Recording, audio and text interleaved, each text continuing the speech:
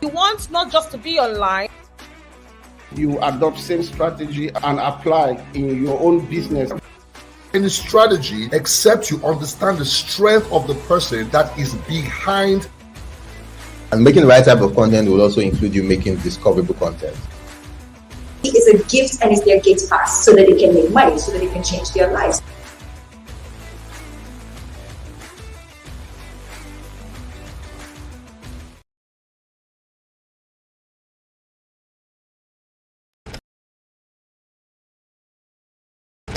Problems, hosting courses shouldn't be one. On Seller, you can host up to 10 courses and get unlimited video storage. Visit our website at seller.co/courses to get started today. Hey Siri, how do I make money as a digital creator? How can I make money from my creativity? What's the best course hosting platform in Africa? To do that, you'll need to be online. Alright, I'm online. What's next?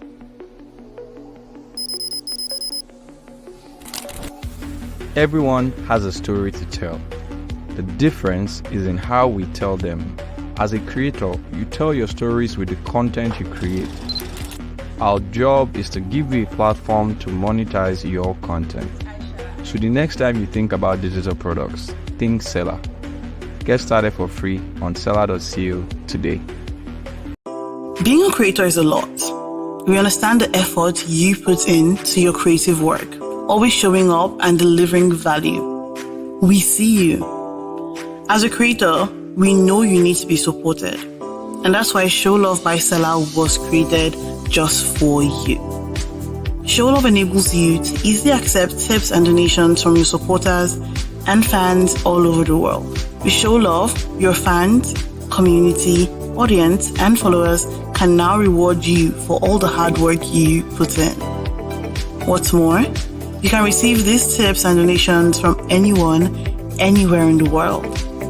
To get started, all you have to do is go to www.seller.co/showlove, fill in your details, and in less than 5 minutes, you can set up your Show Love page and start accepting tips. It's as easy as ABC. So what are you waiting for? Over 10,000 creators are using Show Love, and you should be one of them.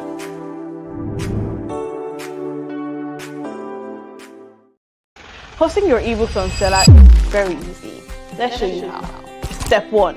Create a free Seller account. Step 2. Select ebooks. Step 3. Input the necessary information. Step 4.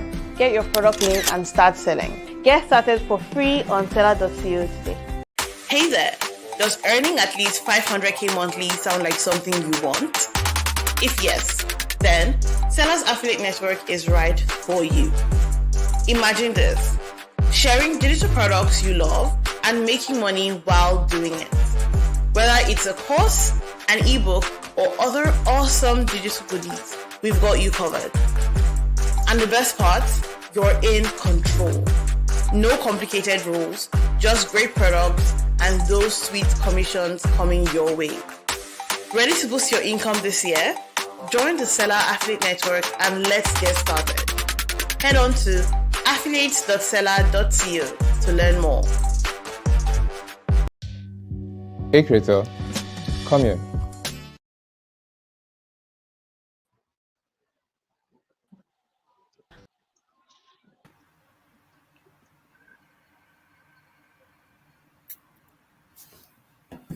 Our next session is a panel session titled Optimizing for Financial Freedom.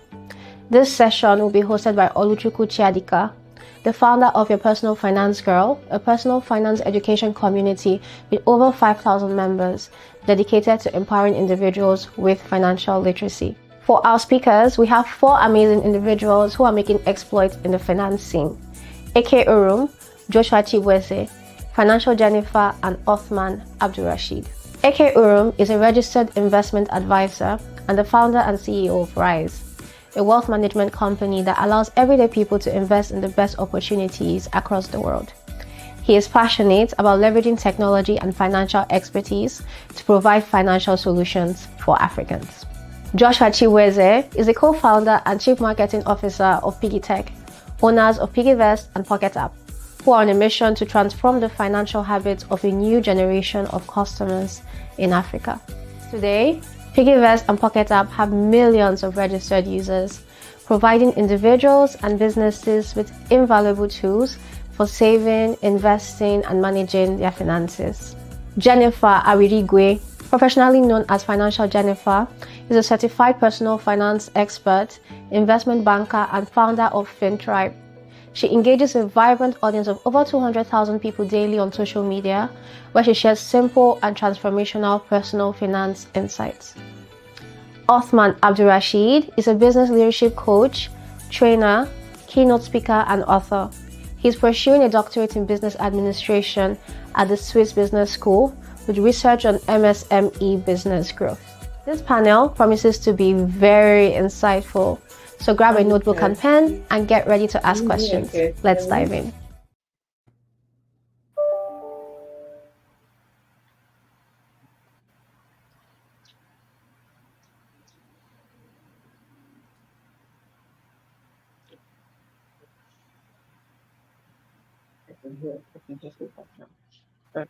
So good afternoon, everyone. So delighted to be here. Hi, Jennifer. Hi, everyone. Hi, Eke. Hi, Josh. Hi. Hi, Hi, everyone. Richard. Hi, everyone. Nice to meet you all. Nice to meet you all. Okay. Hey, Josh. Hi, okay, have fun. I'm all right, man. Good to see you guys.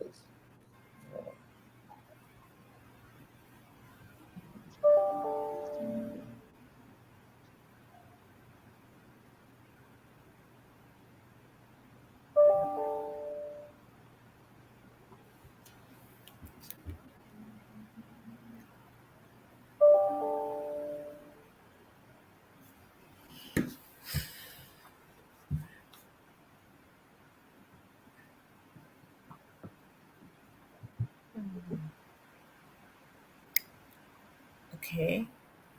Hi guys. Since like our moderator is having an issue, I don't know if meeting is here. Can someone else step in?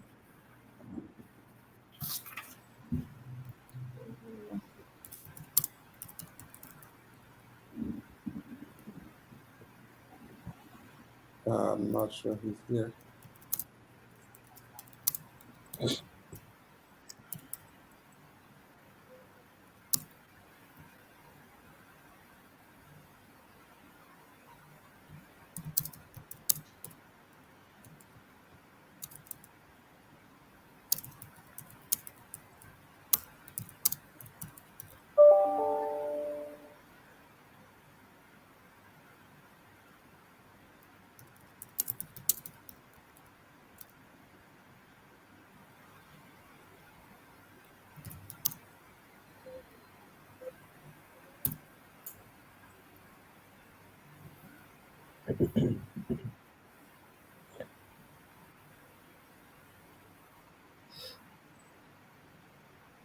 Really?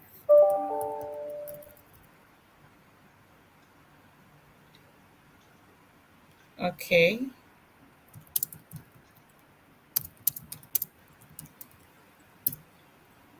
Hi everyone.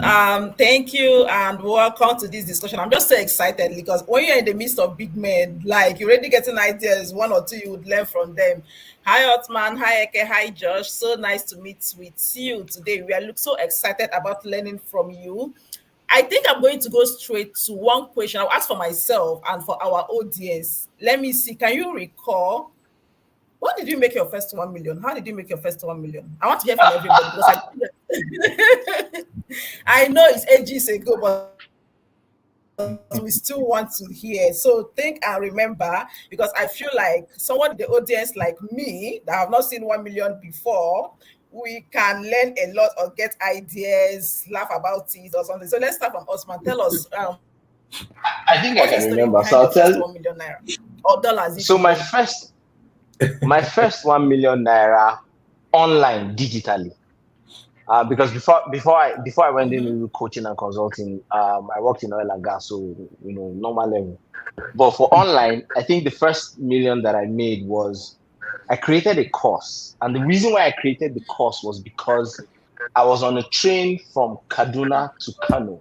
No, from Abuja to Kaduna, and then from Kaduna I was going to proceed to Kano, and my AirPods fell down inside the train or the car. I don't know. By the time I got to Kano, I didn't have AirPods, and I answer like a gazillion calls a day, so I need my AirPods. And so I told myself that listen, I'm not going to buy AirPods with my own money. So what I'll do is I'll create a course, and then as if God will have it, the same time Twitter got banned in Nigeria. I was beautiful. Everybody was shouting, Twitter ban, Twitter ban. Oh, I've lost all my customers. So I said, beautiful. So I now created a course, Business Accelerator Challenge, where it's a 30-day program where I teach business owners how to, do email marketing and all that. I charged, I think 10K. Yeah. I charged 10K, and I wanted just 20 people to join the course. So when they join the course, I know that I'll make 200K, then I'll go and buy my AirPods. The first, yes, sir, easy. So the first time I launched it, I got 55. Oh my God! When you are big, you are big. The first time I launched it, I got 55. Okay. So it was really because of that whole Twitter ban. It helped me. It pushed like a lot of people. And then another time again, the next time that I launched it, there was an issue where WhatsApp and Instagram were down for a whole day. And it was in the middle of me trying to launch. I was like, all these things are happening to help my government. Anyways, I got 100+ people join that course, and that's how I made my first million, like upfront. Oh wow, that's interesting. Online. Thank you. So moral lesson number 1, go and book for a train. Number 2, make sure you miss your AirPod. Lose your can follow you. Okay. Josh, can you remember your first 1 million? Mine is, I saved for it. That's it. Very low.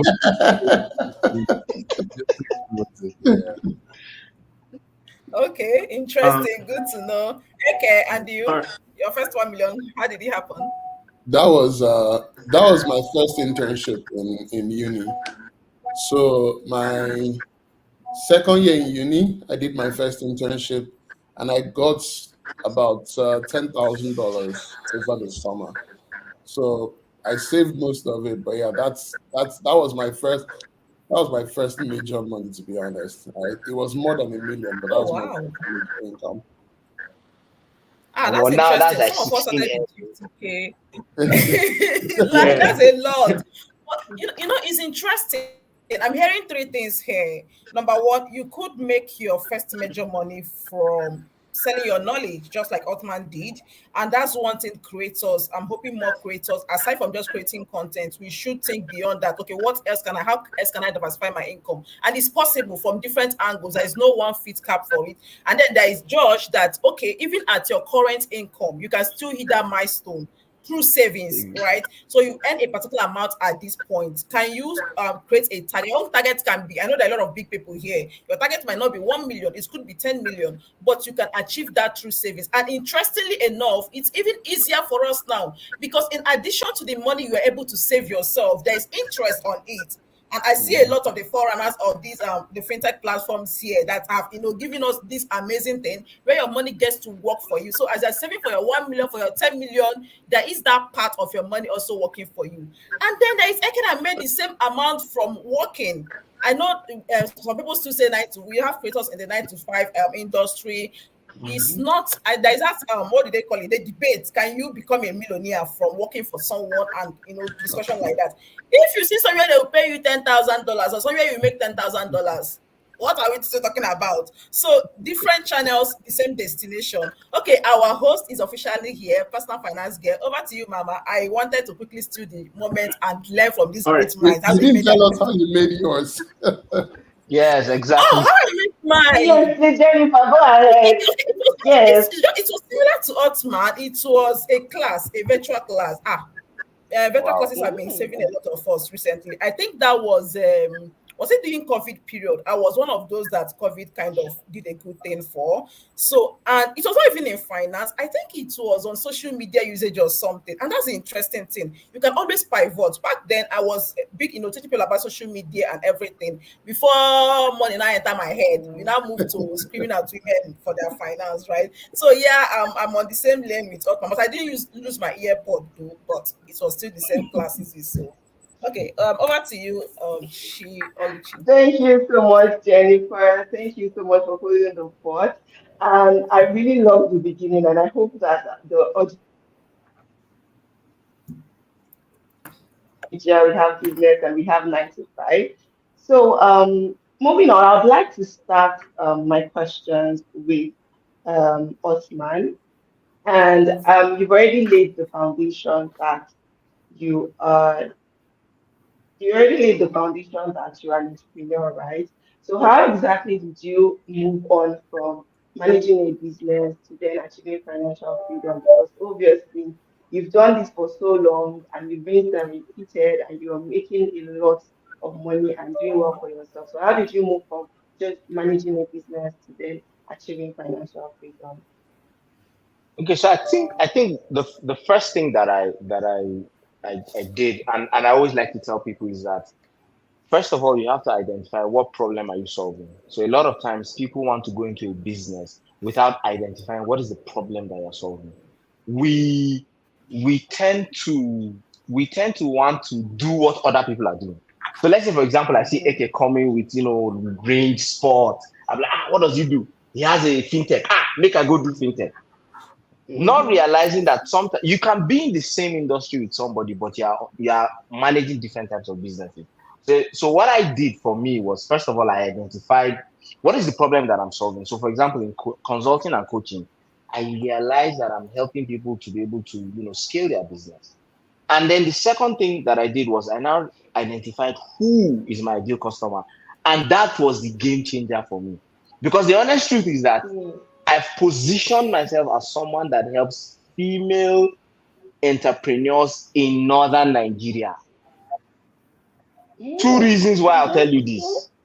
Yes, two reasons why I'll tell you this. One is that Eke and Josh, I'm sure you guys can tell, when last did you stop on the road to ask for directions when you got lost? Guys don't ask for help. But women, small, before they, even though they know where they are going, they'll ask, please, is this the right place? So I realized, I was like, why do I need to stress myself trying to convince a guy that I can show him where to go? When statistically, there are more women in the world than men, number one. COVID also helped because there were more women now going to start the business, but they don't understand the fundamentals of business. So understanding who my ideal customer was the key. Then I now crafted my entire content around speaking to them. So if you follow me on Instagram, you see that I do videos where I say Jamila. There's a reason why I chose that name. Jamila is a northern name, and it's a female name. So it means that anybody that is a female will sit up, and that skyrocketed, my content. And then the third thing I did was I now created 3 tiers. You see, courses are good, digital creator life is good, but you can't drive the range sport that AK drives. You understand? From content. So what I did was I created 3 tiers. Tier 1 will be the content, cheap and cheerful. Come in, 15K, 20K, I'll buy my AirPods, use it to, pay some bills here and there. Then I have the middle class. The middle class now is where I now start to say, okay, can I charge a bit more? So I created a physical class called the Boss Workshop, and we'll be hosting it every month for the past close to 3 years. We're even hosting one in Tanzania in October. This is the first one we're hosting outside Nigeria. It's about $100 plus to join the class. It's a full day workshop. Typically, we get between 20 to 30 people joining. So 100K, 20 to 30 people, that's like 3M. If you do the mass of the hair, you will not get to that. Then the third thing I now created was now a more premium product where, okay, you've come for my course, you like the course, you've come for my workshop, you like what I'm saying, but you need implementation. So I will work with you. And so I now created, a one-on-one coaching system where I charge between 3 to 5 million to work with business owners to help them implement systems, structure, strategy. So that one, it doesn't come every day, but when that When the heavy one hits, you say, okay, let me keep 1 million naira for Gary and or something. 2 million naira, let me buy tire for my rain sport. You get, and then keep going. So those are the three things that I did, right? Identified the problem that I was solving, identified my customer segment, and then lastly created 3 tiers of products so that I can hit the market everywhere. Wow, that's so profound. And I just want to chip, I can see just taking notes. So I hope everyone that is listening is actually taking notes. And if you're watching the replay, take your time, pause, write, and ensure that you are taking as much knowledge from this as possible. So because we have a bit of time, Uthman, I'm going to ask you another question.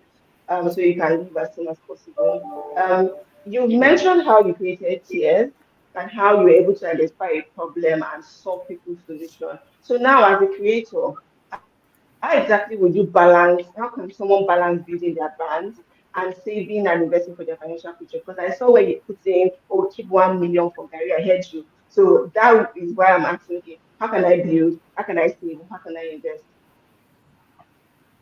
So I'll tell people one thing. You cannot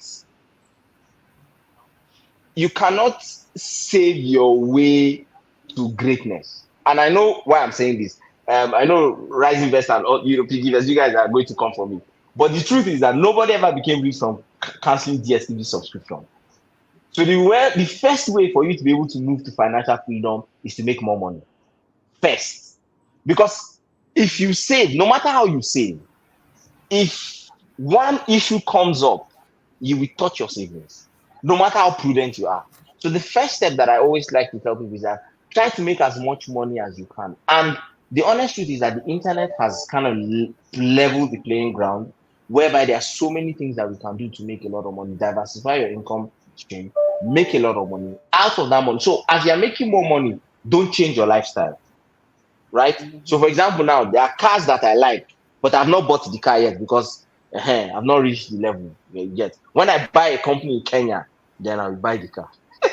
Do you get what I'm saying? So I see what you did. so the idea is, make as much money as you can, and then keep your standard of living normal. Then that excess you can now start to remove and save some of it.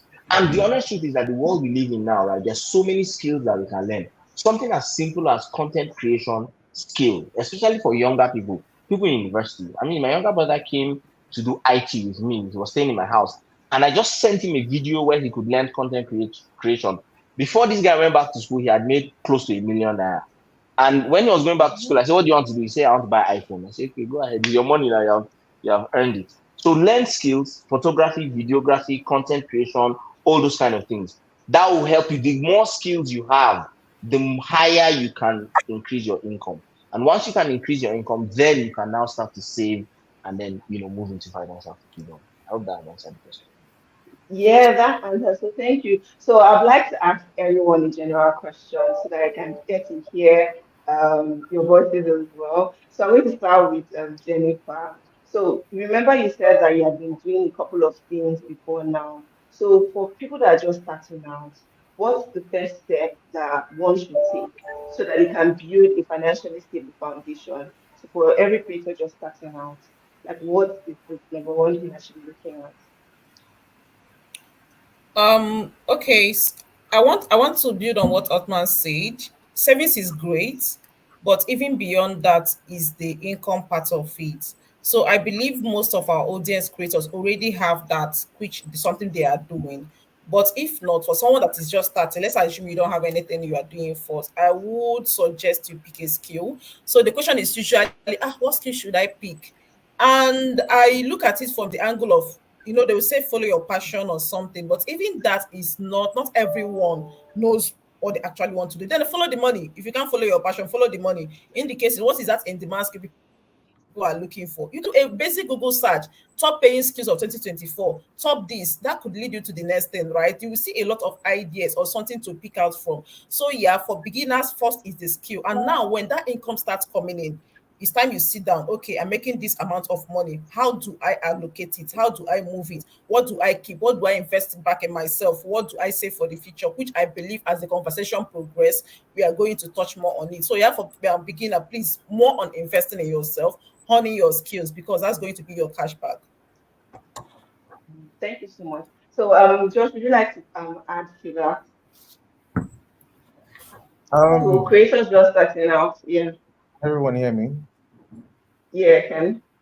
Well, first things first, you speak first. But yeah, You had to. don't mind me. So I mean, everyone has said the bulk of it really, but I think fundamentally, people need to try to increase their income potential, how much they earn per time. I'd always say that the biggest investment anybody can make is in themselves. The more value you can create, the more money you can attract, right? So everyone just needs to find ways to create value in wherever they find themselves. If you're working 9 to 5, if you're building a business, value is what brings the money, right? I usually don't like to chase money. Like, how can I solve a problem? You meet a rich man, you meet your mentor. How can you help them solve some of their problems? There are very low hanging fruits everywhere, right? But most importantly, have the right skills. So I think in today's world, especially in tech, your experience is pretty much more valuable than your qualification. So build a portfolio. Make sure you have things that you've actively done. That's if you're trying to get into tech. For other industries, I can't speak for them, but a lot of people would have questions like, "Oh, should I go do my master's? Should I continue to work?" But I would always advise that if you're trying to get into tech, you should try to consider building your work experience first. If you can do an online master's, that's fine. But basically, improve your skill. The world will only reward you for what you know and what you can do. Pretty much, yeah. Mhm. Well, thank you so much. Hi, Ken. Would you like to add to that? there's very little to add. I mean, they've said it all. Add value, do the work first. Don't start with money. I just think do the work first, build your skill. There's something interesting that Mr. Beast, who is one of the most popular digital creators, said is like, if you can make the first 100 videos, right? If you can get to the first 100 videos, there's no way you will not make money online because it takes a lot of time and commitment to shoot video one, two, three, for all the way to 100. By the time you get to 100, you are probably already making money. So I think that's all I'll say. Focus on the work. Almost everything will follow from that. Well, thank you so much for that. So I've picked out a couple of things: do the work, add value, and consistency is one thing that has been really that's gone around everyone. So I'd like to move over to a bit of more personal question because I can remember when the ads went out, people were specifically interested in each and everyone's story. So we'll go with this particular one. I think everybody has a different story to tell. So what are those key financial habits that you've developed over the years to make sure that you have long-term financial stability? So, Eke, would you like to go? Like, what are those key financial habits that you developed over the years? Yeah. I think the most fundamental one is learning how to save, right? um, it's helped me a ton throughout my life that I developed the habit of saving very, very early, right? So the first time I invested in stocks, um, my SS2 or SS3, was from money that I had saved over the last couple of years. I was helping people prep for JAM or WIEC. I was, doing a lot of different things, tutoring people. And then it helped that I didn't really have a lot of things that I quote unquote needed. And so I just saved most of the money. And then during that period when there was a rush, I think it was like 05, 06, there was this rush, a lot of IPOs were happening in the Nigerian market. I decided, oh, I have about I think 180,000 naira that I just wasn't doing anything with. So I'm like, oh, let me go buy shares. So I bought a bunch of shares. Some of them didn't go anywhere. Like I remember Dark Communications, it didn't really go anywhere. Like, but some of them, Zenith Bank, GT, they did okay. But that was my first experience. Fast forward years later, when I was working, after I finished college, I started working full time. I was still driving the car I used in college. I was saving most of my money. Some of my friends were buying new cars because now we're working full time. But I was just saving my money. I remember then my goal. I told my pastor at the time, "Oh, my goal is to get to $100,000 by the end of the year." I didn't really get there because at some point I had to stop working, but I got to 60. And so I stopped working because I was trying to I was in the US, get my papers sorted. I was trying to get back to school. So for a year, I didn't work, but I was able to invest that 60K and live off of the returns that I got from that until I found my next thing. So the point is that knowing how to save and being disciplined about saving has always allowed me to then achieve more and have a stronger financial stability. So that to me is like the most important skill. Yeah, thank you so much. So, hi Jennifer, would you like to tell us about habits that you developed over the years that really helped you? Okay, so like Eke, not a lot of us had sense early on. Secondary school, I did not have any financial sense at all. Even university, I was still doing rubbish with my money. So not all of us were that lucky. And even to date, a lot of us still struggle to save. But maybe I think something that helps me personally when it comes to my finances is the old age advice of pay yourself first. A lot of people tend to confuse that. Let me paint a picture of how that works for most creators. So most creators get paid maybe per gig. You do a job or you sell something, a brand involves you in a campaign or something. You get paid because your income is not steady. Like people working, it might be a bit difficult for you to like the money is some months you are hot cake, brands are rushing you, your content is going viral and everything. It's not always like that. So one thing that has helped me, and I feel will help a lot of creators, when it comes to paying yourself first, let it be a percentage of each gig you get, each payment you make. Okay, for 9 to 5, as they can say, on the 31st of every month, that's when I get paid. I can remove a portion aside. But for you, a content creator that's your income is not steady, let's say for you, it could be like each brand deal I get, each job I get, I'm going to keep a particular percentage of it. I'm going to move it aside. Just do that because once you've sorted yourself, whatever you do with your money, the remaining part of the money, you won't feel guilty because you know you've done what you are meant to do, right? So for me, that has something that has really helped me a lot. Lifestyle inflation, everybody is saying, it sometimes is hard to control because when the money is coming, you want to treat yourself better and we are seeing things to buy and everything. But so far, you've done that first part. So for some of my people, I tell them to automate it. Thankfully, a lot of the platforms, you can just put your card and automate your savings so that as the money, even your normal bank account, you can give them instruction. As the money is landing, it's moving out first. So that is one habit like till today. That's how I keep seeing my portfolio growing. Is it moving to my investment account or is it moving to my fintech app? Whichever, but I know that any income that hits my account, a portion of it, just decide what portion it is for you. Is it 10%? Is it 20%? So whether it's big money or small money, something is moving away. So that at the rest, you can do whatever you want with it and still know that at least your financial future is secured.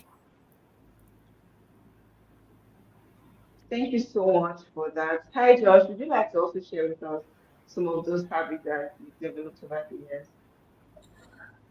So I was very bad with money. In fact, that's one of the things that led us to Piggyvest in the first place. We were very bad collectively. I think it was sometime in 2015 where things became so bad. We're down to our last couple of millions in the company. Individually, we didn't really have much. I remember going back home that year. You know how maybe it's common for Igbo people, but when you're going back home in December, you have to buy rice, you have to buy a couple of things, just to show that you worked hard throughout the year. But I went back home that year without without much, right? And it was very embarrassing because My parents had argued that, they had a path for me, and I had told them that I was doing my own thing and I wanted to create my own path. So it was, quite embarrassing, right? So I came back home, and December was not very good for me. And then, as God will have it, in 31st December 2015, there was a tweet where someone broke a colo, and it went viral, and that's how piggyback started. So I think, for me, it was just money was coming in, and it was just going into one account. The stress of going to open another bank account was too much, right? Going to open a bank account was very tough. This was 2015, 2014, thereabout. Yeah, it was very tough. But also, how much are you really making that you need to start to separate all the money?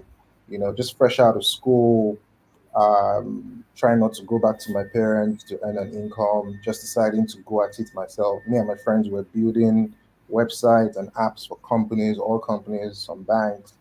So it was pretty tough because we were quite a bit, and what we're earning was a bit small, right? So we then built piggy bank, as at then that's what it was called, as a way to help us separate our fund, and that's what I'm going to talk about. I think it's important for a lot of people to try to separate them, in terms of what is meant for what and what is meant for the other. And that's kind of like the concept we created with Piggyverse. Piggyverse gives you the option to separate, your money into different buckets. So, for instance, your money for house rent is in one bucket. Your money for emergencies is somewhere else. Your money for fixed income deposits is somewhere else. Your FX savings, you want a dollar, it's somewhere else. So I think it's important for people to learn how to separate their funds so they are not dipping hands into, whatever it is, that they make, for anything at all, right? So I think then what people would do is they'll open separate bank accounts, and then they'll probably not collect an ATM card on one account just so they could afford to save. So those were some of the things that I did. But also managing your spending is something very huge. You find that as you continue to increase your earning capacity, you find that you are at liberty to spend, right? But you have to watch it. You have to be conscious, right? Yes, the money you're making is increasing every now and then, but how are you making sure that you're not overspending? So overspending is something that is a problem. A lot of people cannot make sense of the money. So they earn money, let's say 26th of the month, and by 5th, they're out. And they literally have to go back into their savings to try to survive till the next 26th. This is something that is very, very common. So a lot of people don't have an idea of their expenses for the month, right? You don't know what you're spending per time. You walk into a restaurant, you're seeing a bill of 20 something, 30 something K, and you just pay, but you don't know that you don't have that money to spend for that day, right? So, and this is a huge problem, right? Huge problem. I think is one of the basics, because no matter how much you earn, whether it's 50K, 200K, or a million, you face this same problem. A lot of people, and we see it today. I'll be a bit transparent here. Flex is one of our biggest products, right? And people earn an income, they move it to Flex, and they start to withdraw every now and then. And most of the time, they miss out on their interest. They're withdrawing more than 4 times in a month. Again, it boils down to people not having a complete understanding of their expenses. People who are serious, in quote, they have Excel sheets. They have all sorts of things they use to manage their budgets and everything. People do that. And I recommend that. Find a way to track your expenses. I think that's one of the most important things that will help you manage your money. And then, I mean, building a business will make you money, definitely. But then, I think you you use investments to grow your savings, right? So you save in bits and then you invest, whether it's stocks, depending on what your risk appetite is. You can do stocks, you can do whatever it is, feel free. But I think I want to touch a bit more on people managing their spending. It's something I've been able to achieve. In fact, There's a tool that we're going to launch very soon. I've been using it for about 3, 4 months. Just something that actually helps keep track of, how you're thinking about your spending every month. But I think that's something people can look at. Well, thank you so much. That was so elaborate, covering a bit of every other thing, and a lot of what Jennifer had said. So I'm going to go over to Ike, because Ike seems like you've been doing this investing since forever. So I'm going to ask like 2 in 1 questions, right? So what are those long-term strategies that you took advantage of that creators should know about now? And do you mind share with us what your first investment buy was and how it has led you to where you are now? Since like I'm Sure. putting this all together. Absolutely, yeah. Oh, definitely. I love talking about investments. We you're in my zone. So for me, the long term strategies that I think creators should think about, looking back at, I think one of the things that I think is critical today is figuring out how to earn, not just in naira but in FX, earning dollars in the euro, whatever opportunities you can. The internet has made it easy, and there are some of the skills that people have in Nigeria that are also very much in demand. Nigerian designers are amazing. Nigerian writers are amazing, right? So there are things that we do at home that maybe someone will pay you a decent amount in Nigeria, but if you're able to earn from that same skill outside of Nigeria, you're going to make a whole lot more, right? So I recommend people to get on platforms like Seller, but also for some people, get a US LLC, register a company, register an LLC in the US. There's a service called Norbase. They make it very easy. Set it up, set up a bank account. Because see, when you're a digital creator, you need to assign the intellectual property, right? Assign your IP to that LLC. It's easier to get publishing deals. We have a US company that can enter into contracts with global companies, not just the Nigerian ones. It's easier to get paid in some online platforms like YouTube and the rest, social media. Some people that X or Twitter, formerly known as Twitter, is making payments all the time. They can't receive it because of their location. There are other things you can do, but I feel like making it possible for you to earn globally, I think, is a very important step that someone has to take, especially in this day and age. The second thing I think is to invest consistently. If you're a creator, then you're not going to rely on a stable income like the way 9 to 5ers do.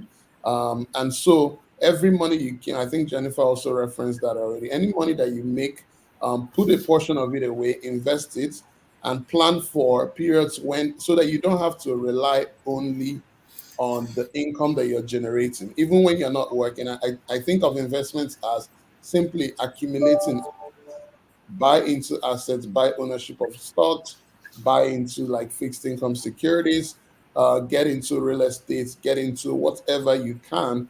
Rise is a great place to start, but we're not the only ones, right? So there's a lot of options for someone if you're earning to invest consistently. I think that to me, if you're an earner and you're not investing, I feel like it's almost irresponsible. But start small, start where you can. It's like every other habit. The first time you invest, you're investing 5% of your income. It feels like something you have to work hard to do. But by the time you've done it for 3 months, 4 months, it's easier. You don't miss that money anymore. You can increase it to 10. Over years, investment is always something that happens over years. But at some point, you realize that you're generating enough income from your investments to complement what you're making from the work you're doing, right? So I think it's a very important one. The next thing I would say is something we've referenced before, and that is try and make sure that you manage your expenses as tightly as possible. Again, any money you spend today, think of if a dollar you spend today is like $30 over the next 10 years, right? Because if you invest that same dollar, you're going to get a much bigger outcome in the future. So your goal is to spend as little as possible. And in practical terms, it means there are some choices that people make. For instance, if you're a creator, you're a digital creator, and you can, unless your work requires it, You don't necessarily have to live on the island, right? I'm just giving a more practical example. Stay somewhere that is more affordable, even if you can afford living on the island, because it's not just the cost of the island living, it's the things around you. Food is more expensive there, transport's more expensive there, your entertainment choices are more expensive there. So your lifestyle is going to be immediately more expensive. Meanwhile, all your work happens online. So the way I'm sitting here now, I don't know where John is sitting, I don't know where Jennifer is sitting, where Oluchi is. If you're working online, find somewhere affordable. Make sure it looks good. Make sure you have your equipment, but make sure you keep your costs low, and you'll still be very effective. So those are some things that I think any creator should try and achieve. As far as you asked the other question, which is what are some of the investments that I've my first investments? I mentioned it before. The very first share that I bought, I don't remember if Dark Communications was the first. Dark Communications was the company that ran, was it AIT at the time? Yeah, I see. Yeah. Yeah, so they had their IPO. Again, that didn't go anywhere. I lost money on that. I lost money on most of my early investments, to be honest. And then I moved to after my secondary school, I moved to the US for university, and I started investing in US companies, in US shares. And back then, it was so bad. Like, even in Nigeria now, investing in the US, investing in US shares, Rise is there, Chaka is there, it's easy. Back then, I used to use a platform called E-Trade, and they used to charge us $7 for every trade. So imagine paying $7 for every single trade. No kidding. You also have to pay $7 to also sell, which means for every investment you make, you are praying that you make enough profit to cover both the cost of buying the shares and the cost of selling. So nobody's charging you $7 per trade now. It's easy. So, but back then I started. I think I remember I bought into LinkedIn's IPO. I made the very first major money I made from shares was LinkedIn IPO'd on a Friday, and I invested in them. And by Monday, the shares had gone up. So this was like 2011. If you guys can go back and check, the shares had gone up. I'd made like $2,000, and I sold. I'm like, I don't even care if it keeps going up. I just give me the one I've made. Let me take it because that's the first tangible money I could see. So that's one of my earlier stock trades. Then I bought Tesla in 2012 for the first time. It was $66 then. Facebook, when it IPO'd, I'm trying to remember when it IPO'd. I think it was either 2012 or 2013, for like $25. Those are some of the foundational stocks that I started with. So I realized I've been doing this for a long time. But again, some of them made money, some of them lost money. But again, it's all about learning, improving, and just continuing with it over a long period. And gradually you start seeing the results accumulate. So I think that helps anybody that is listening. Thank you. Well, thank you so much for sharing. Like that's like a whole journey. And even the years back, I'm calculating how much. I will do the temptation to calculate how much. But okay, over to you, Jennifer. I'd love you to talk a bit about the Fin Tribe and what the community does. And I know you're an investment banker, right? So you know some of those financial drivers and investment vehicles that creators should leverage on. So could you share a bit of that with us?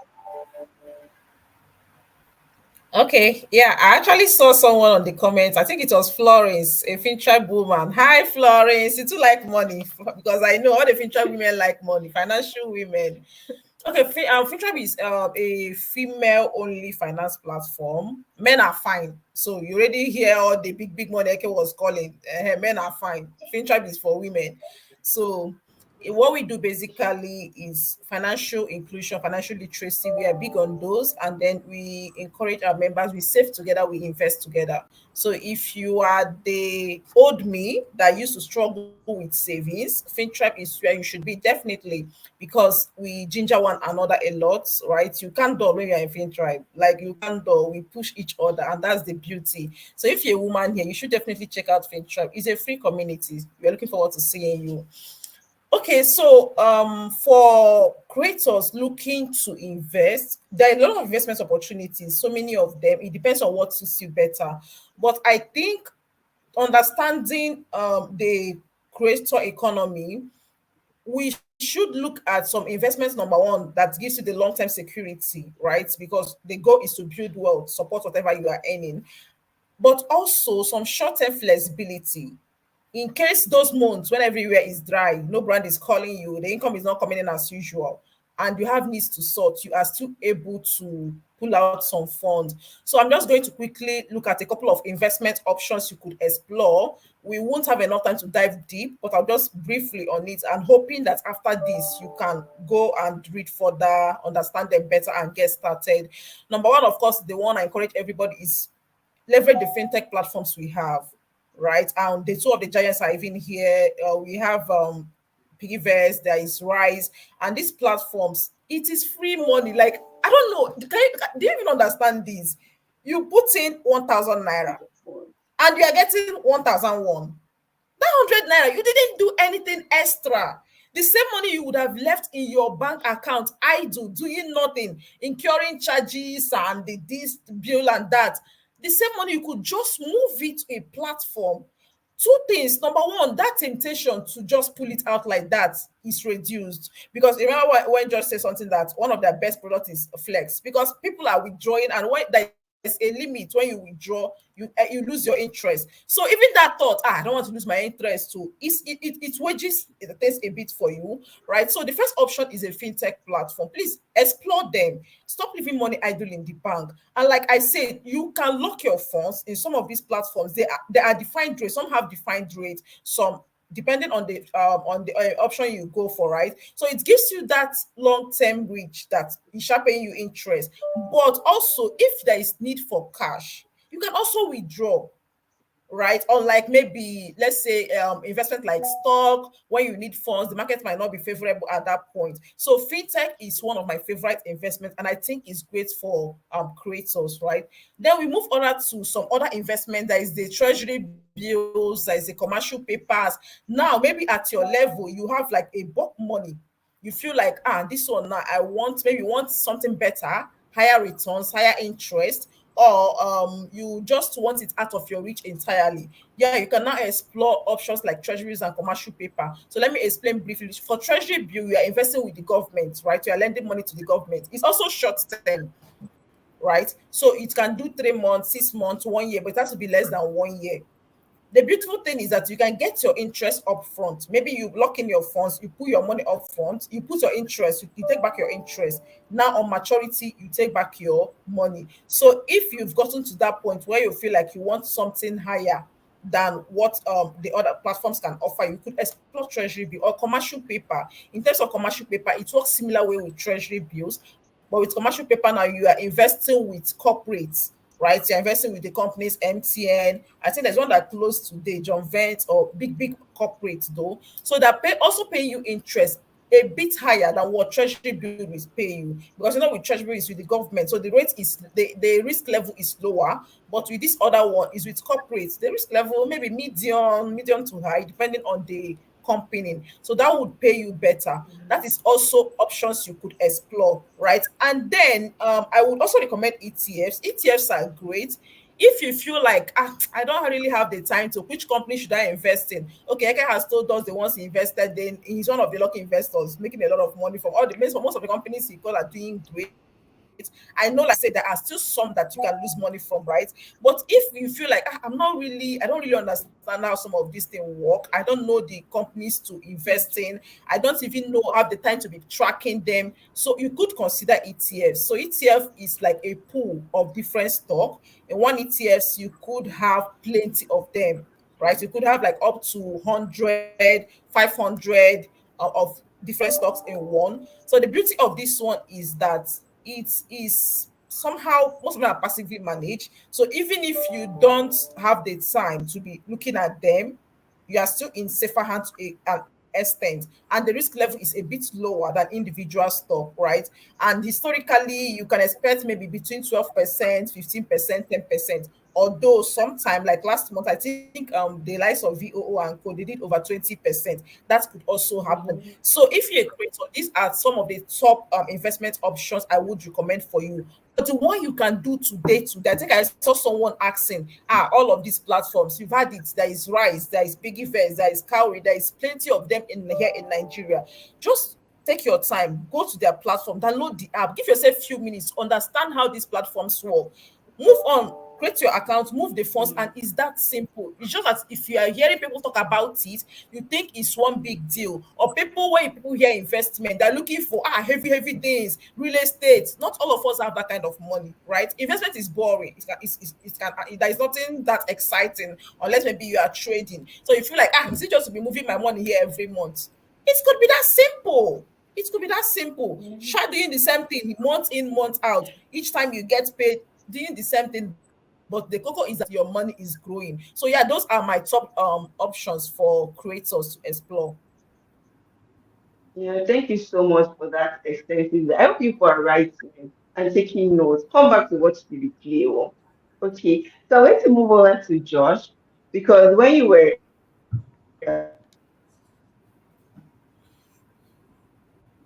you talked about how Piggyvest came about. I know that there's so many things you've noticed from the back end, how users behave and all of that. So I'll be can you share a bit of tips that can help creators make smart financial decisions? And for those people that earn irregular incomes, I know that Jennifer has checked a bit on that because definitely if you're a creator, your sales will not be as regular as someone who earns a 9 to 5. How exactly can they save? Or what investment tip would you also add?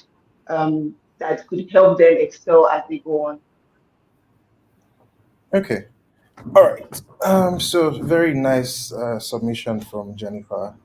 But I think what some of the fintechs that are available here to do is to make some of these, I call it financial jargons, very easy and accessible. That's the work that we do. So instead of figuring out how to do treasury bills, for instance, on Piggyvest, you could use the safe lock option. You could also, because safe lock is pretty much the concept came out from treasury bills. As at then, to get into treasury bills, you needed about 100,000 naira to get into it. You needed to leave your funds for at least 3 months, 6 months, 9 months, 12 months, for you to get your interest upfront. But what we did was that we reduced the barrier to entry. So on SafeLock, for instance, you are able to start with as low as 1,000 naira. You can lock for as low as 10 days and go as high as 1,000 days. Now, the interest is paid upfront. So it pretty much works exactly like treasury bills. Then for even commercial papers, if you follow Piggyvest very well, we always update our Investify options. We put out commercial papers from time to time in form of debt notes, or even treasury bills in form of debt notes as well. So I would say take advantage of those, but also try as much as possible to have an automated savings, right? Every day as you spend, a lot of fintechs have it in different ways, but find a way to automate savings from your spending account, right? So let's say you spend, you can set up whether it's 500 naira every day, 1,000, 5,000, 10,000, 20,000. I recently had a customer who called me and was like, they want to be able to do 200,000 naira every day. And I'm like, okay, wow. So that's how people are using the platform, right? So it's important for you to automate your savings, right? Make sure as you spend, you also save. What are the things again?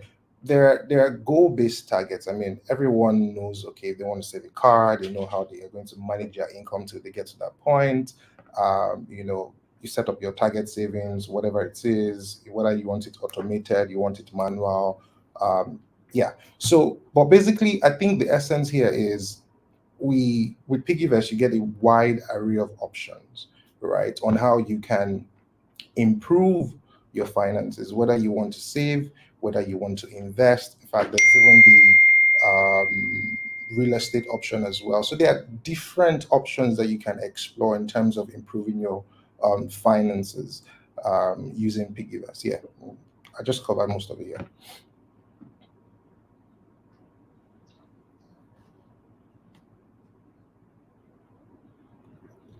You're on mute, Oluchukwu. Yeah. Okay. Okay. I'm back now. Thank you. Thank you so much for that, Josh. So I'm going to go over to you, Ike, because I'm holding you for the investment part, like to a large extent. And yeah, congratulations on ISA. So, what features would what would you recommend, or which of the Rise features would you recommend to creators to build long-term financial success? Because at this point, we want to also be not exactly handheld, but we want to know, okay, where should we be looking? What should we take note of? Absolutely. So the and I see a lot of people are asking also questions about how to boost their sales organically. I hope at some point we also will touch on that. But coming to Rise is really designed, for me, I call it's the easiest passport to financial freedom, right? So it's designed to make investments as easy as possible, and actively also designed to help you achieve long-term financial success. So I'll explain the features and how they all help to get you there. So first is the fact that all your investments on Rise are in dollars. Well, not all, because we also have some naira. We have a naira vault for people that want to hold their money in naira. But the major investment options are in dollars, because by being in dollars, they are building on their value. They are holding value better. The returns are also, when naira shifts in value or is devalued, your buying power is protected and in some cases even increased, right? So that's the foundational bits. The second is a plan called Build Wealth Plan. Build Wealth Plan is, for me, is like a personal retirement plan where, if you're like a creator and so you don't have the normal there's a pension thing that 9 to 5 jobs are required. You can create one for yourself, but the idea is simple. Even someone that already has a pension plan can still create a build wealth plan, because the way it works is, a number. This is the number that if I have this number or this amount in my investments, then I can actually live off my returns, right? So for the average person, it could be what, 100K, it could be 150, 200. It could be whatever the amount is in dollars. It could be 50K. And then you tell yourself, okay, I want to achieve this number in the next 5 years, right? So, or in the next 10 years. And based on that, we ask you a few questions to understand your risk profile, understand your current income, and then we recommend an amount that, okay, once you can invest this amount every month for that duration, you're going to hit this number. And then once you hit this number, the returns you generate from that number allow you to just live your life, where you might still be working, but at least you know that whether I work or not, I'm getting a certain amount of income that will take care of my living expenses, which is the textbook definition of financial freedom. So Rise has that plan specifically to allow anybody to create a goal, set a number, and then consistently invest their way towards financial freedom. Another thing that we have on Rise is, so we have the auto invest, which allows you, again, just like what George said, to kind of set up a regular investment plan so that money is going from your account directly into your investments on a regular schedule. So the other thing is that on Rise, you have plans that are sorted according to their risk profile. So there are some people who want to invest in stocks, but like Jennifer said, they don't want to be selecting. They don't want to do what I used to do, and now what our team and our algos are designed to do, which is figure out which is the best stocks for you to buy. Right now, we have a whole system around that. But if you don't want to do that, what we did is we created a basket. That basket is full with about 20 to 30 stocks. Out of all the 3,000 stocks that are available, we filtered to the best 20 to 30 that we think are going to do. And again, there's no guarantees with investments, but we said, looking at all the factors, these guys are going to do really well over time. And so it's like a personalized index where once you put your money into that plan, it's shared across those stocks. So you don't have to be wondering which stock should I buy. Just consistently putting money in that plan, and every month as you're investing, the performance of that plan is tracking each of the underlying stocks that is embedded in it. And what happens is once a quarter, we do a review. So we look at the existing stocks in that list and we look at the markets, and then we say, okay, is there a new stock that should come into this portfolio? And then is there any of the stocks in the current portfolio that we think should be removed? So we're kind of like doing the work for you as keeping your investments updated and making sure your money is always going to the right stocks. Now, if you're someone that does not care about stocks, on the other hand, we have a real estate plan. It delivers double digit returns in dollars. It's more stable, it's more consistent. And then we have the fixed income plan, which is the one that has the lowest return, but it's also the safest. And it's usually for people who want something short term, something where their capital is safe. And so when you come into Rise, you can look at it from all the angles of what are the best options for me. Finally, if you're someone that likes to invest in whether it's in Nigerian stocks, Nigerian commercial papers, or even in US stocks, but you want to do the work yourself, we now have the platform Chaka, which you can use to, you decide, fine, I don't want to go with the basket that Rise has created. I really want to buy maybe Nvidia, right? You can go there and buy that by yourself, or you can find other stocks that interest you and buy that and purchase those and hold it on you and manage it by yourself. So, but again, Rise, the reason I think Rise is really great is that as a creator, you have the thing that you're great at, you have the thing that you focus all your time, and being a creator is very time consuming, right? So those of us who enjoy every day looking at the market, reading through annual reports, following the charts to find the best investments, we're doing a lot of the work behind the scenes to surface this investment and then put it into the plans that are available on Rise. So that way you just have to go into the app, find the things that make sense to you based on your risk appetite, based on what you're trying to achieve. If you're trying to achieve long-term financial growth, then set up a build wealth plan, answer those questions, and then put it in motion and just track your returns.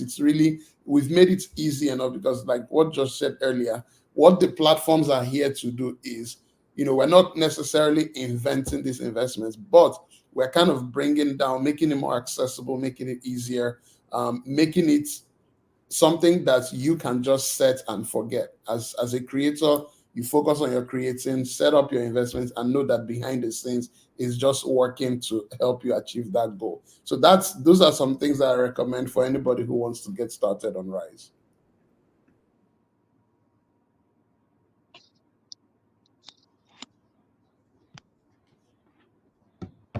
All right, then. Thank you so much, Eke, for that. I would love to ask one more question so we can go to the chat and also answer questions from those that are listening. I see a lot of questions have been dropping. Not to worry, we'll try to ensure that we pick out the frequently asked questions and also respond to that. So one thing I wanted to ask Josh was, what features would you recommend for creators and entrepreneurs who want to save and grow their money on piggyverse? Like, what exactly should we be looking out for? Which of them should we be using? I didn't want to exactly sell initially, but I think that's what this. Yeah, I really don't like to sell like that. But yeah, so as a creator, the way your money comes might not be very consistent. So I would recommend you start your journey with Flex. Flex is emergency savings. You can fund your account at any time. You can also pull out funds at any time. However, there are some specific rules, right? So you can only withdraw from your Flex wallet once every 10 hours. However, if you withdraw more than 4 times in a month, you lose your interest. The interest on that wallet is about 12%. Highly recommended for people who cannot afford to lock their funds for a certain period. They might need funds at any time. And, it's actually one of our most popular wallets, right? So if your income is not that stable, you earn money, you know, occasionally, and you just need something that can help you, you can use that.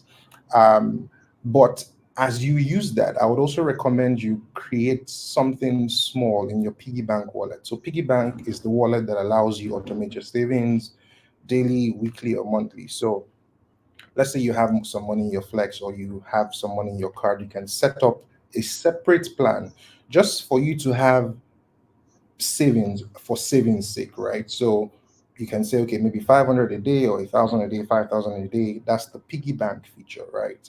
As a creator or an entrepreneur. Entrepreneurs like to, put their money together in one basket. They spend from their business money.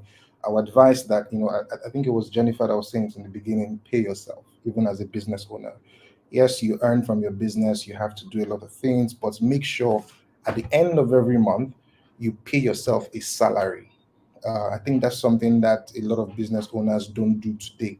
They just take money from their business money and they use it for expenses. No, that shouldn't be, right? So you need to be able to find a way to separate your own personal income from your business income. So you need to pay yourself a salary. So find ways to set up that structure even on piggyvest that allows you to do all of that. Then as a creator, if you're trying to, for instance, say for a gadget, say camera or whatever it is you want to start to do some interesting stuff in photography, you can create goal-based savings, right? Using target savings. That gives about 12%. You can set up a target, and once you hit that goal, you can get your interest. There's also a feature we have which is specifically for rent. Yes, you have to do all the nice things, but as long as you live in Nigeria, you have to pay your rent in naira. And because you have to pay your rent in naira, and it's a very, very important expense, we always recommend that you separate that money from all your other funds, right? So you can use that feature. It allows you to um, create your rent target. We're adding a lot of features to it. I think we just have version 1 out for now. It's going to be a whole lot more robust than it is, but for now, you can set your target and fund your wallet at any point in time. You also get interest for saving for your rent separately. I've talked about SafeLock. SafeLock is pretty much your treasury bills or your commercial papers made easy. You can lock for as low as 10 days, lock for as high as 1,000 days. We also have the flex dollar option that allows you convert your naira to dollar, and you also have the opportunity to get your dollars to a DOM account whenever you want to exit. Then there's the very interesting one, which is Investify. Investify covers a range of alternative investments. Initially, we started out with agriculture, there was something on transportation. Now we have real estate, we have a lot of fixed income. We have some commercial papers coming from time to time with rates higher, relatively higher than what you have on SafeLock. The real estate today is doing way better than all of our savings plans. You could get an average about 30% per annum with that. There's also the trading option, so it's very liquid. So if you want to come in and go out, it is now easy for you to do that. So I think that covers all of our features. There are more exciting features that I would love to talk about that we're launching very soon, but for now, that's all that there is for creators and entrepreneurs. Mhm. Thank you so much. Thank you so much for that. So I noticed a question that popped up on the chat about the percentage to pay yourself first. And since Jennifer, you're the one who started this pay yourself conversation, could you tell us the percentage as well as how exactly do creators plan for unexpected occurrences? What should we do? Because there's some things that would happen that we definitely do not plan for. What is that? How can we prep ourselves towards that? Just to be clear, sorry, was that directed at me? Yes, Jennifer. Yes, yes. Okay, for unexpected, let me take the first one. Someone was asking for it, right? It's Yes. up to you. I don't think I could tell you the exact rate to use, right? Because I believe our circumstances are unique. What works for me may not work for you. But you can just start for what do you think you are comfortable with? start from that level before you start stretching yourself. I know some can people say you can try at least 10%, start from 10% of your income. If you're earning 100K, that's like taking out 10,000 naira. And you know the interesting part with these things, when you remove that percentage, whatever is left, you may be like, this money is not even enough in the first place. Now I'm even having less to survive on. The truth is that we still survive, you will not die. Because there was a time when you were earning way lesser than that and you survived it, right? So you are able to like get yourself to live within that level. So please find what works for you. And then as much as you can, you keep building on it. Today is 10%. Tomorrow you can try, let me do 15%. I will not die. You see that you're able to do this comfortably and you keep going from there, right? And then for you mentioned challenges, emergency. I think that's where emergency fund comes in. Was it Josh or Eke that pointed at that? Everybody needs an emergency fund because you never can tell. And the beautiful thing with the platforms we've had today, the Rise, Piggyverse, there are features that could help you put this fund. And when you need it, you can easily take them out, right? So yeah, that's also that helps a lot. But I also keep hammering on diversifying your income as a creator. You know the interesting thing, what would make you blow or what can be your saving grace is probably something you don't even know yet. It's probably something you haven't even thought of yet. But when you are open, you are open-minded that okay, you are open to opportunities. What else can I do? How else can I leverage what I'm doing? Today, I'm just creating content for brands. Can I go on YouTube? Can I host a class? You are open to this. Can I even sell digital products, right? You are open to these opportunities because the more you have, the more you are able to meet up to challenges. There's a limit to how much you can save. So as you're trying to save a portion from the way we've already described before, we are also looking to explore other means. And that emergency fund, you keep hearing it. You feel like, it's one big thing. It's very basic. Just that portion of income that you want to keep out and you cannot touch. They said it's for rainy days. What is rainy days to you? You define what is rainy days to you, right? So create a wallet, create a what is it? Yeah, create a wallet on any of the platforms you use. Tell yourself that okay, I want to be taking out 10% for my savings, but that 10%, can I move a tiny portion of it to this particular wallet? This is a wallet that is not just savings. I'm not investing it, I'm not using it to buy anything. It's for me to just have that backup for savings sake. I love the way Josh put it, just for savings sake. I like it, So you can have that so that whenever something happens or one of your biggest clients stop bringing deals or something shall happen that you are not able to cater for from your normal expense wallet, you cannot dip your hand into that. So that's one way you could fight or handle any challenge, any financial challenge or emergency that comes up. Okay. Oluchu. Oh, our host is out. Just dropped off. Why we yeah, okay, I Can think I is she can I take this opportunity to talk about? Someone asked a question about how to grow their sales on Seller, right? Or to increase their sales on Seller. She's almost back, so I'll try and make this quick.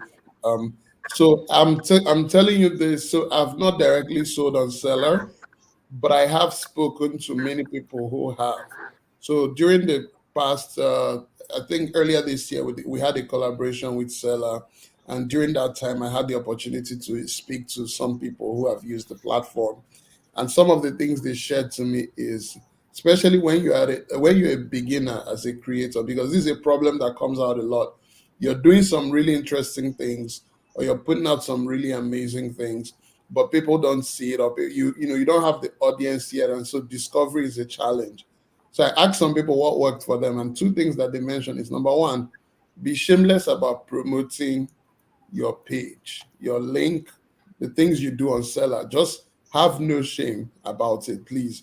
Like I see people want to say on your WhatsApp status.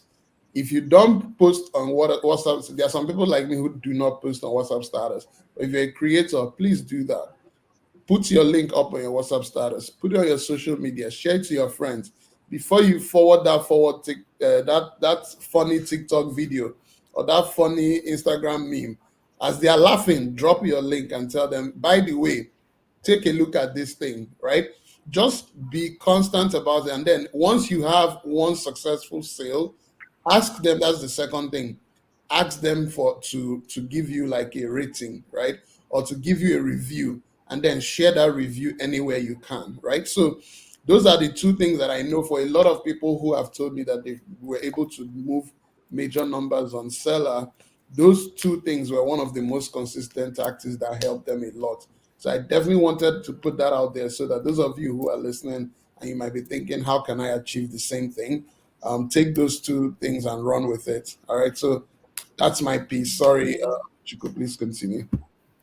Yeah, thank you. So you just actually helped with the question I was going to ask Othman, because I on the chat someone asked about how can we sell organically, and he is more of the entrepreneur here. So since you've already added that piece, I'm going to go ahead to ask the follow-up question I had, which is what's the important lesson you've learned when building a business, like to make money? Like what are those lessons that stood out for you? Then we can go on over to the other questions in the chat. Okay. So the question's for me, right? Hello? No, to Othman. Okay. Oh, okay, okay, yeah. Okay, so the important No, the lessons I've question was learned. directed to Othman, yes. Yeah, awesome. Thank you, Eke, for that. That's actually an amazing thing to increase sales. Now, some of the lessons I've learned in terms of trying to build your business, like you said, shamelessly market your product. But one thing that I've found that is a game changer is that in trying to build your business, especially for creators that are sellers selling digital products, ebooks, courses, and all that. Remember when I first spoke, I said, find a problem that you solve. If you solve a problem, right, it's easier for people to feel connected to you. So when you identify this problem that you solve, you might be solving a big problem, right? So take a tiny chunk of that problem and now say, okay, what's the solution to this tiny chunk? Now, once you then create something that solves that problem and give it out for free. You see, one of the best ways to get visibility is if you give out stuff for free. So I'll give you an example. Basically, what I do in my consulting is I help people increase sales, I help them put structure in their business, and I help them with systems. So what I now did, I now realized that, okay, what is one small problem that can help people solve? Is sales, how to increase sales online. So I created a course called Sales Boost, and it's a free course. So what I do now is that, because one of the issues people have is that when they are promoting a course or a book or something, they start to run ads all the time, and you see that your ads are just getting likes and likes and likes, but no conversion. And the reason why your ads will not convert is because before people buy from you, they must know you, like you, trust you. And if I meet you for the first time, I'm seeing your ad for the first time and you're telling me to pay you, I don't know you. I don't trust you, so I'm not going to buy from you. But instead of running ads for the cost that you're selling, if you run ads for the freebie that you have created, which we call a lead magnet. So people see you for the first time and they don't know you, but they see that you're giving something for free. They'll be like, oh, I want this. And because it's a solution to a problem that your customers have, they will easily want to download it. And then you have their contact. Then you can now nurture them through the buyer journey so that you can now start selling to them. So that's one thing that I've also learned in terms of shamelessly marketing, but also create a freebie or a lead magnet that you can give.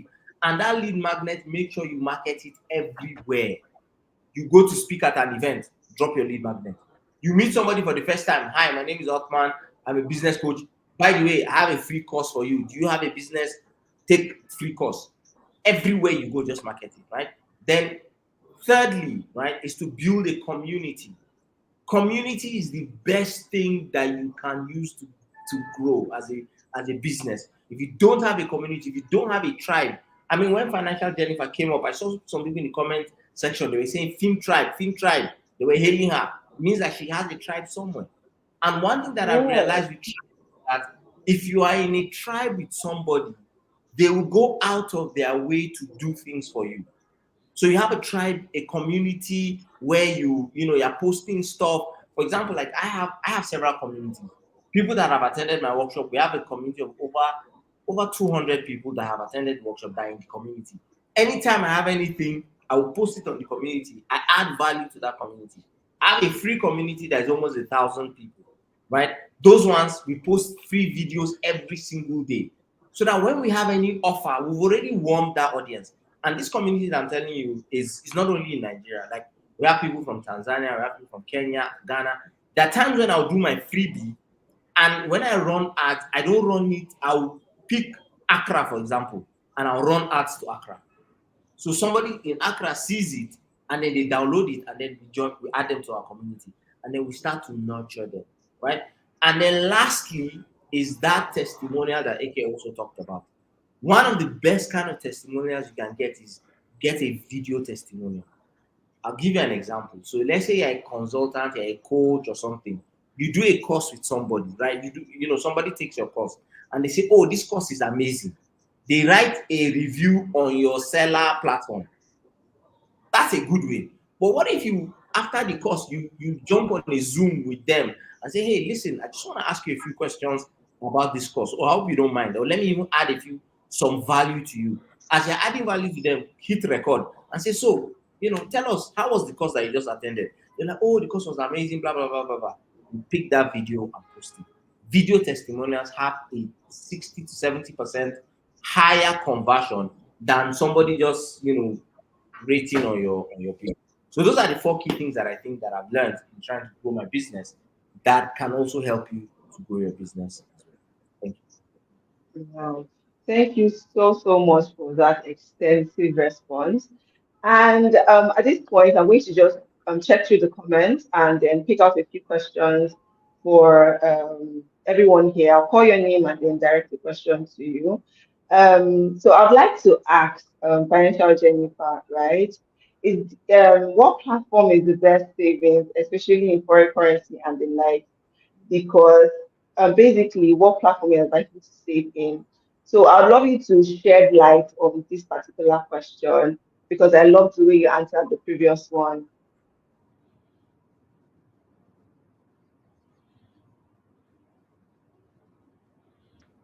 Okay. Looking for. So when it comes to dollar savings, to be very specific, I know on Rise for One, most of the offers there are in dollars. So you open it, you check, are this what I'm with this serve me? I know on Piggyvest there is a flex dollar where you can also save in dollar. I know on Optimus there is also dollar offers, a dollar mutual fund, dollar savings. I know on Cowrie Wise there are also dollar mutual funds. So there's so many of them. What you just have to do is to maybe explore them, go to their platform, check them out. Which one are you more comfortable with? Right? That's my neutral response. But these platforms I mentioned, all of them have dollar products. So just check them out and choose the one you are fine with. Okay. Thank you so much for that response. So I'm going to direct the next question to Ike because someone is asking here, what sparks your interest in stocks and investment at such a young age? Because you mentioned you started in SS2. So what was that push? To be honest, I think not. I think I know it was from my dad, right? So from as early as I can remember, my dad used to.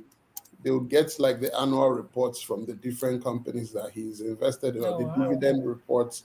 And so we'll be on the dining table. He'll be opening the reports, explaining things to me. So I remember maybe I wasn't even up to 10 years old, but there was one particular time I asked him, "Wait, you mean to tell me that you send money to the company?"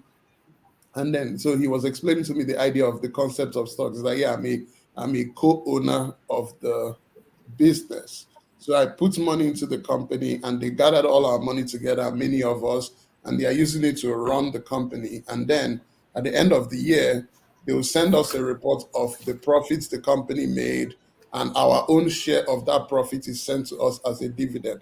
And then we lived in Aba, and a lot of these companies were in Lagos, but I knew one of them was First Bank because we used to bank with them. I'm like, "Oh, so the first bank that we go to and we have our bank account, you are also part of the owners?" He said yes. And so he explained to me the idea of buying stocks. He also, then our stockbroker used to come to our house to, so my dad explained that, "Oh, this guy that comes to the house, He's our stockbroker, so you tell him the stocks you want to buy. So a lot of those things used to be done manually back then.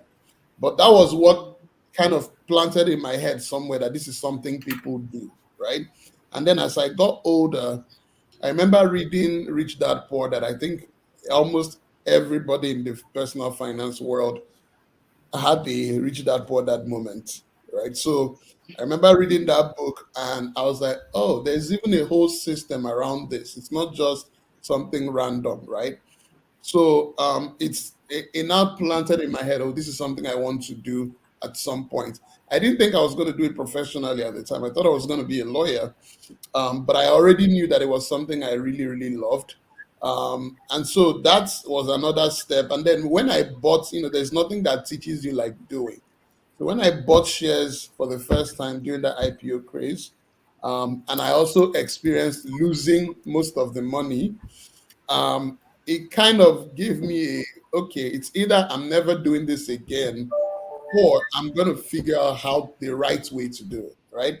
And so because I had that background where I know my dad had done it and he did well, so that's something where I feel financial habits, a lot of it is learned, very early, or at least you learn it from it's behavioral. If I didn't have my dad's experience and I just bought shares, and lost most of my money, I probably would never buy it again. But because I knew someone like my dad who had already been doing it and had been successful doing it, then that told me that, oh, the problem is that there's a better way of doing it that you are probably not aware of. So it now made me double down and start studying. So by the time I now moved to the US, had more resources, it now became something I started doing. And eventually I changed my major to finance because I realized I enjoyed that more than what I was doing initially. So that's kind of the journey from, you know, learning very early and then now doing it professionally.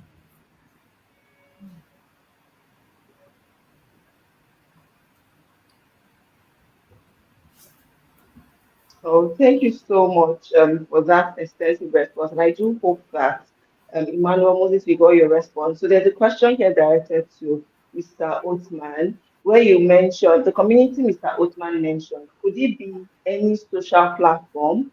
You previously just mentioned hosting communities, having your own tribe, right? So this person is following up on that.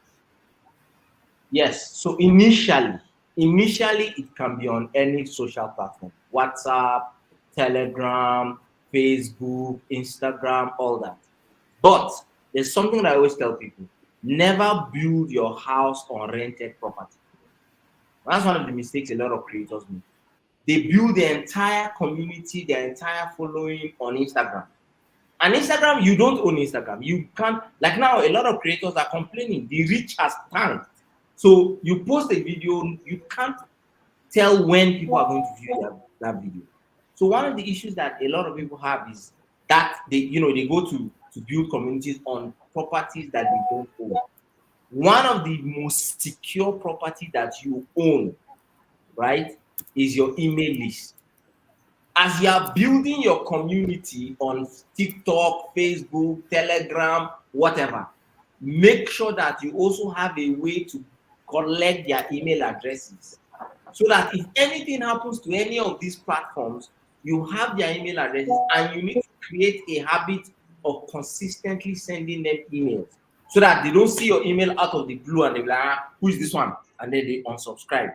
If they're used to you sharing tips, insights, and all those things via email, if anything happens to any of these platforms, you have your email that is already backed up. And the beautiful thing with email is that you can move from one email service provider to another, but you still carry your email list with it. So one of the best ways to build a community is, yes, start with the platform that you are most comfortable with, but always find a way that you can use to collect people's emails and transfer them to a more secure platform to build community. Yeah, thank you so much for that response. So, one of the last question I think I'll leave it open to everyone on the call. Someone is asking, I want to become a creator. What are those things I need to learn to become a creator? So, I know Usman is a creator, Jennifer is a creator, Eke has dabbled one Ike was there. I don't know about Josh, but anyone could actually just take this to shed more light on the things that someone needs to know before becoming a creator. So I'll tell you. Let me just answer that. If you don't mind. Start creating. Okay, that's fine. You see, the issue that people have is that they try to avoid the simple things. The simple thing is just start to create. What do you want to do? Let's say you want to do courses. I'll give you an example. Interestingly, I'm shy. I'm a shy person by nature, but it doesn't show. Why? Because I've done this thing so many times. I remember the first Instagram live I did. I was sweating. I was stammering. My hands were shaky. I couldn't even complete a full sentence. And the reason was simple. And the funny thing was that I even put a rechargeable lantern in front of me so that, they say lighting is good, blah, blah, blah. And then as soon as somebody just logged in and saw me doing live, it was my friend. I said, guy, how far? Why they use rechargeable? You don't get light. And not up to a minute after I said that, never took light. And I was like, what kind of life is this? And I was just frustrated. I was like, you know what? And mind you, at that time I was working. I had a 9 to 5. I was just trying to dabble into this coaching creator space. So I said, you know what? I don't even need this. Let me focus on my 9 to 5. And all these people said that I even do creator. Most of them are dropout. So let me just focus on my focus. So I now, my wife told me something profound. She said, listen, if you don't do this thing, then you will never know what potential you have. So I said, okay. I came back, put on the live, switched off comments, and I just said what I had to say. The problem that people have is that you are waiting for your ducks to be in a row. Your ducks will never be in a row. All the great people that you are seeing here, you can see even when Josh was talking, he said this is version 1 we have put out. There are more features coming. When Apple launches a product, when Apple does update, now there's iOS 18. If you go and download iOS 18, you're on your own. Because all the bugs, they will use you and test all the bugs. It's normal. And that's why in the tech space, they said you have to put out your MVP. What's your minimum viable product? So as a creator, your minimum viable product is that you can put on camera and talk. I learned how to speak, public speaking via Snapchat. You won't believe it. When I realized that I wasn't doing great, so I just put on Snapchat. Hey guys, morning, what's up? This is Othman, starting my day, blah, blah, blah, blah, blah, blah. Post it.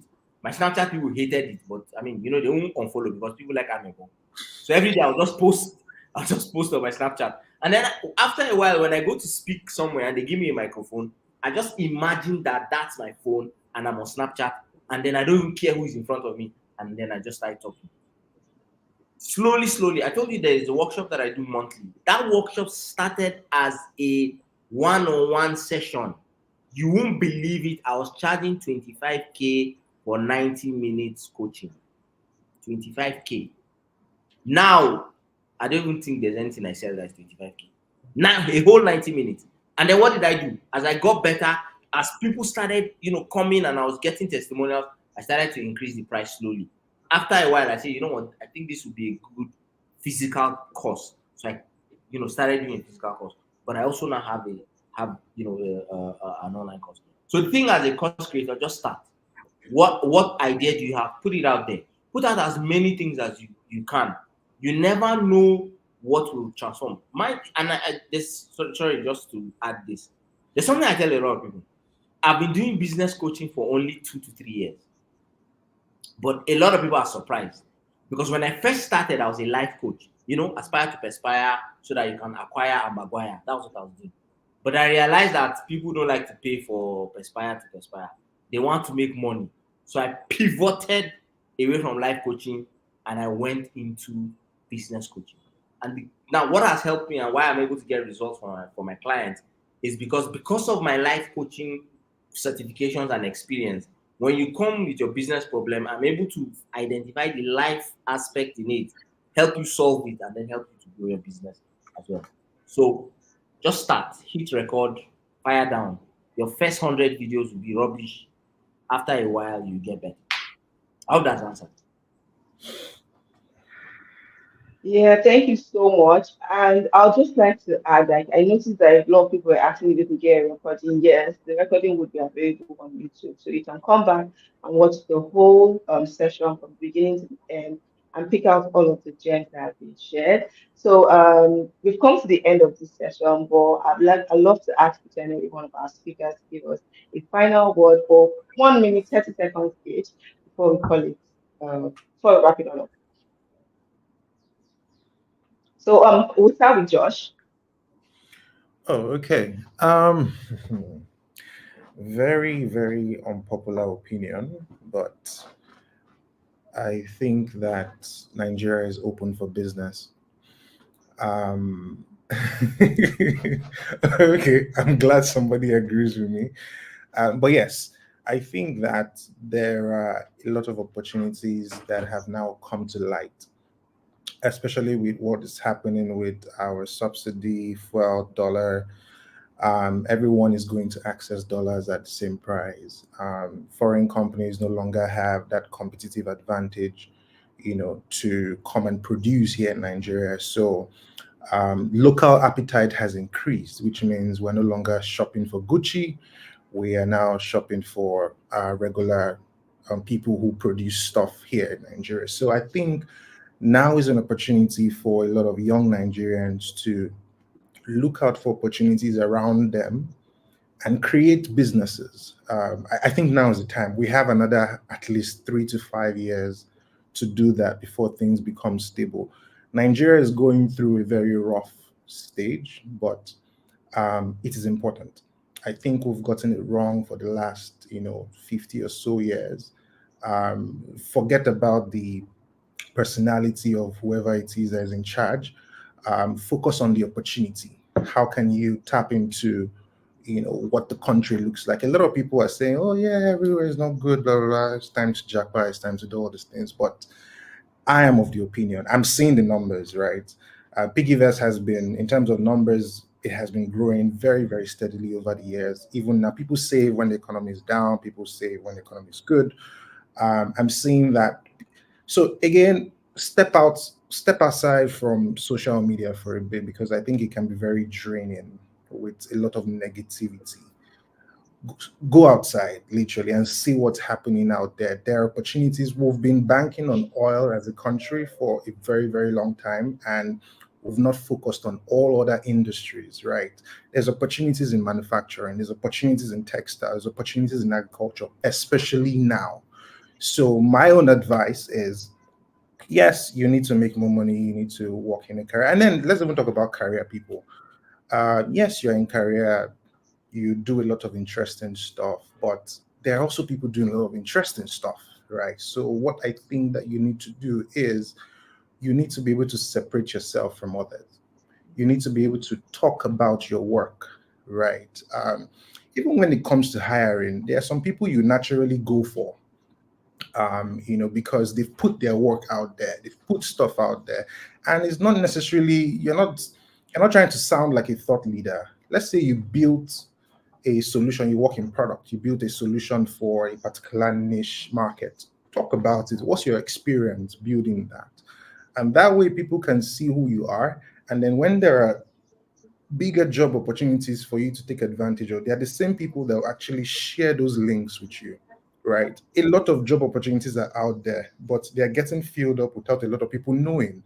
But then how will people be able to recommend you if they don't know that you have a capacity for certain things, right? So talk about your work. LinkedIn, use LinkedIn. A lot of recruiters are always looking there.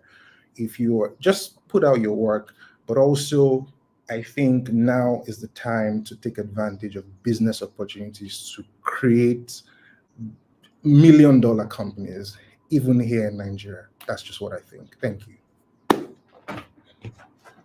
Thank you so much. Thank you so much to Josh, and thank you, Eke, thank you, Jennifer, and thank you, Othman, for gracing this page and for dropping a lot of gems for us. Really, really, really learned a lot. It's been an interesting time learning from everyone. Oh, yeah, thank you so much. And yeah, do have a wonderful afternoon and see you during the evening session. Thank you so much. Pleasure having you all. Thanks, everyone. Hey, creator, come here. No, I mean, come closer. Why are you managing chaos? You're hosting your course on Google Drive, using another platform to build your sales page, and a totally different platform to receive payments. And guess what? Sometimes you can't even receive payment from your international customers. Why are you trying to manage chaos? Or don't you like your peace of mind? With Seller, you can manage the whole process of selling your digital products from one place. From hosting your ebooks and courses, receiving payments, managing your customers' data, automated follow-up for abandoned transactions, and even building beautiful sales pages. Don't you like your peace of mind? Life is hard enough. Allow us to take care of a few things, Stop managing chaos and start using Seller today. Hey there. Hey there. Does earning at least 500k monthly sound like something you want? If yes, then Seller's Affiliate Network is right for you. Imagine this: sharing digital products you love and making money while doing it. Whether it's a course, an ebook, or other awesome digital goodies, we've got you covered. And the best part, you're in control. No complicated rules, just great products and those sweet commissions coming your way. Ready to boost your income this year? Join the Seller Affiliate Network and let's get started. Head on to affiliates.seller.co to learn more. Being a creator is a lot. We understand the effort you put into your creative work, always showing up and delivering value. We see you. As a creator, we know you need to be supported. And that's why Show Love by Seller was created just for you. Show Love enables you to easily accept tips and donations from your supporters and fans all over the world. With Show Love, your fans, community, audience, and followers can now reward you for all the hard work you put in. What's more, you can receive these tips and donations from anyone, anywhere in the world. To get started, all you have to do is go to www.seller.co/showlove, fill in your details, and in less than 5 minutes, you can set up your Show Love page and start accepting tips. It's as easy as ABC. So what are you waiting for? Over 10,000 creators are using Show Love, and you should be one of them. Our next speaker is a dreamer, social reformer, and Nigerian national chess master. In 2018, he founded Chess in Slums Africa, a non-profit organization that uses the game of chess as a framework to give children in impoverished communities access to education, technology, and mentorship. Known for his passion for storytelling, public speaking, and advocating for untapped potential, he has shared his ideas on various stages, including multiple TEDx talks, the Oxford Africa Conference in England, and more recently, the prestigious DLD conference held in Germany. In 2023, he was listed as one of 100 most impactful Africans by Ranks Africa. Ladies and gentlemen, join me as we welcome Tunde Onakoya, who will be speaking on creativity and social impact in Africa.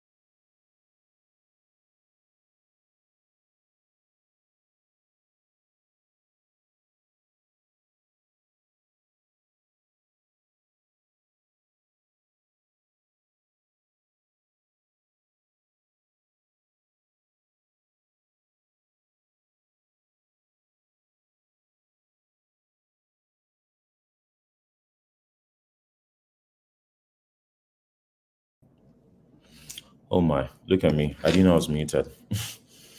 All right. Good morning, everyone. Oh, sorry, it's afternoon in Lagos. Currently out of the country for a bit, so pardon my voice, and also had a really long night, so barely had any sleep. Um, yeah, it's an honor to be here, and yeah, so just to share a few things, at the intersection of creativity and social impact. Um, yeah, so I have some time to just ramble about the work that I do, and I hope, in some sense, everyone listening can find some meaning from this, and I hope hopefully it resonates with you in your own, like within your own capacity, right? Whatever you do, however it is your birthing ideas, into the world. I think it's important that we understand the power that we have, that whatever we do in whatever capacity, that it really does matter to the world, and the stories that we tell, the things that we do, there's a place for it in the world, and it's important that we never forget that.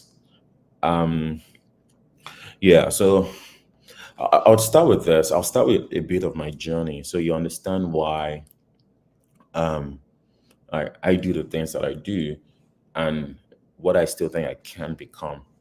Um, so I grew up in Ikorodu, and it was a very small place, right? We didn't have a lot of access, right? But I had a lot of curiosity. I was very curious about the world, even as a child. And it was that curiosity that led me on a path where, seeing a chessboard for the very first time in a barber shop, I was just, it was love at first sight, really. And I was very, very fascinated by the way the pieces were carved. And I kept asking the barber, what is this? What does this do? Why does it look like this? Um, can you teach me? And at the time, I think I was 10 years old. So it was after my primary school education, and there was no money to go on to continue to secondary school. So I had to drop out of school, and I was at home for 2 years. So I had a lot of time on my hands. So I'd always go to this barber shop, to watch other children that should be in school, waste their time playing video games. And I would just sit there and just watch them. Now, like I said, like seeing a chessboard for the first time was love at first sight. And I um I couldn't stop thinking about it, right? Because I had never seen something like that before. And the barber would always say, oh, chess is a game for highly intelligent people, right? And because, I went to this Bako primary school, yeah, I could barely speak any English, and I wanted to be a smart person. And I thought maybe chess could help me find my own identity, right? So I went back home, and I told my brother, oh, I saw this game. And I described it to him. And he was like, you know what? Let us make our own chess game. And it sounded like a crazy idea, but then we found a cardboard. So we drew the checkered squares. We put the notation on it. Then we found clay, and we molded the chess pieces, the pawns, the knights, the rooks. So I would go to the barber shop. You know, the barber still wouldn't teach me because he thought I was too young. So I would just sit and just watch him and his friends play. So whatever it was, I could learn, I could understand. I'll go back home and teach my brother. They would also play. And with time, I got to like understand the intricacies of the game. Just learn the basic rules, and I would always go home and play with my brother. And that was when I found a passion for chess. And a lot of that was really getting back like ownership. And one of the real consequences of poverty, in some sense, is it completely takes agency away from people, right? Because people are being completely removed from systems, rule of law, education, just basic infrastructure that should set them up, right? So yeah, and children that are born into a situation like that, they become victims of their parents' poverty. They become victims of their environment, and the cycle just continues, over and over and over again. And that is why we have like millions of people living in multidimensional poverty. And so for me, growing up in a situation like that and being able to learn chess was me being able to control certain outcomes, of my life. I wasn't sure whether I would go to bed with food or any of that, but I knew that with chess, there was almost no element of luck. It was going to be a direct result of the effort you put into it. If you play well, you'd win. If you play badly, you'd lose. And being able to understand that at that level, even while I was really young, helped me believe that I had some worth as a person and that I could control the outcomes of my own life, right? That I, um, and just like I was learning chess and I was showing, you know, the great aptitude for it, that I could become anything I wanted in the world, right? I mean, eventually I got back to secondary school and I played my very first tournament. I lost all my games. I said I was never going to play again. I ended up crying, and my coach, told me something, that stayed with me ever since then. And he said this. He said, "See, the thing with chess is you'd always lose, so you need to find a way to deal with that very quickly. Like even the best players in the world champion at the time, he still lost a lot of times, right? But what makes a true master really is, and that is where like true mastery is forged. When you win a game, you get overly excited and you never barely go back, to see the details of the game. But when you lose, you want to really like investigate at what point did I make this mistake? What did I do wrongly? How can I fix this? And that is where you get better at chess. And that is how every beginner became a master because they lost a lot of games and they learned all the important lessons from those games. And it was such an important way to forge like a mindset that truly in chess, there's no such thing as losing or failure. It's either you're winning or you're learning something new because it has to happen. It has to be a part of the process. If you do not lose, you will never be a master. There's no way. It's impossible. And it's very ironic. Like you become a master by actually losing a lot more games and learning from them. And I think that stayed with me. And I went on to finish secondary school. Went on to college on a scholarship. Went pro, and all of that happened.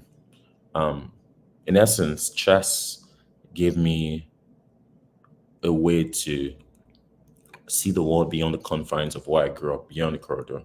And more importantly, helped me understand what my place in the world was. That I could also be intellectually inclined, and that I could exert myself in this way. And like the skill that I had, it was going to make room for me, and it was going to make people hear me and see me.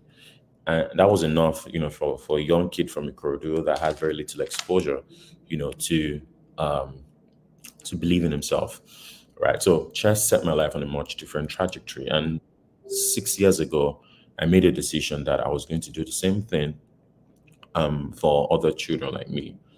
And yeah, so that was how the Chess and Slums, project started. Um, so it was a very simple idea, and I was 23 at the time, 6 years ago. I thought to myself, if I could teach children in the slums how to play chess and they're able to gain mastery of it, that it could help them forge their own identities as well.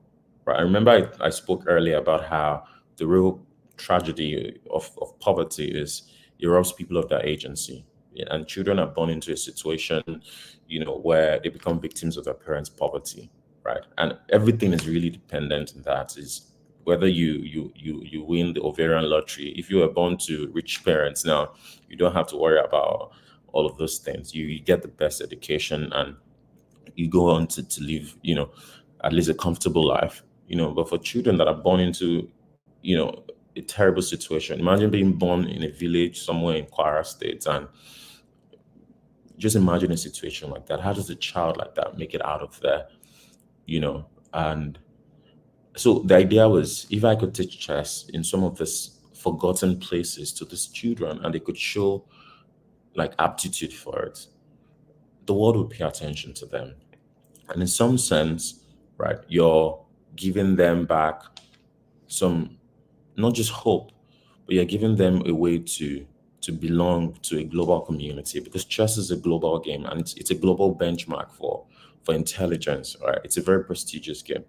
So even in that very small place, in that very small village in Kwara State, if a child can get mastery of it, they finally have something that the world can pay attention to, right? And it was very unclear to me at the time, but I had a lot of faith in it because it was my own story. And it was, how could I relive the story, through other children by sharing the talents that I had and giving it to them as a gift, right? So that was just a rough idea at the beginning. I didn't know what, if there was an end point. I didn't know if anything could come out of it. I just knew that I had this talent. And if I share it with the kids, it becomes a gift to them, where they can begin to learn how to think for themselves. And it could be even an entry point into education for them. Because what really is education is the capacity for thought, for thinking, for independent thinking, for problem solving. And it's the gifts that we all have that allows us to function in society. And if they don't have that, they're going to struggle. And that is why we would have this proliferation of area boys, of homeless kids on the streets, because they have no capacity for independent thoughts in a way that can contribute meaningfully to society. So these were my thoughts at the time, and I wasn't sure how it was going to pan out because there wasn't exactly a template, but I just went for it and I did it. And 6 years down the line, a lot has happened. And I think we have truly changed the world. And this is something that has become so much bigger than me, or the idea that I had 6 years ago to just teach chess, basically to children from low income communities. It has become a global idea that has given the world something new to believe in, that has told remarkable stories of children, that come from small places but have gone on to do great things, right? So, and I'm giving this context so you understand what a lot of like the thinking behind the work that I do at the inception was, and how I had to become many things, to bring, that idea to life. And bringing it to life was like three things. The first one was, how do you tell the right stories about the work that you do? And the second one was the understanding that an idea isn't complete until other people can find their place in it.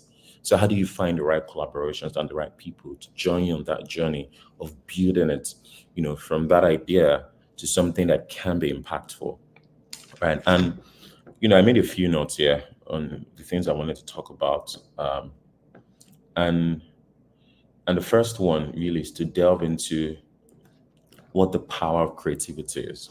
What is the power that you have as a creator?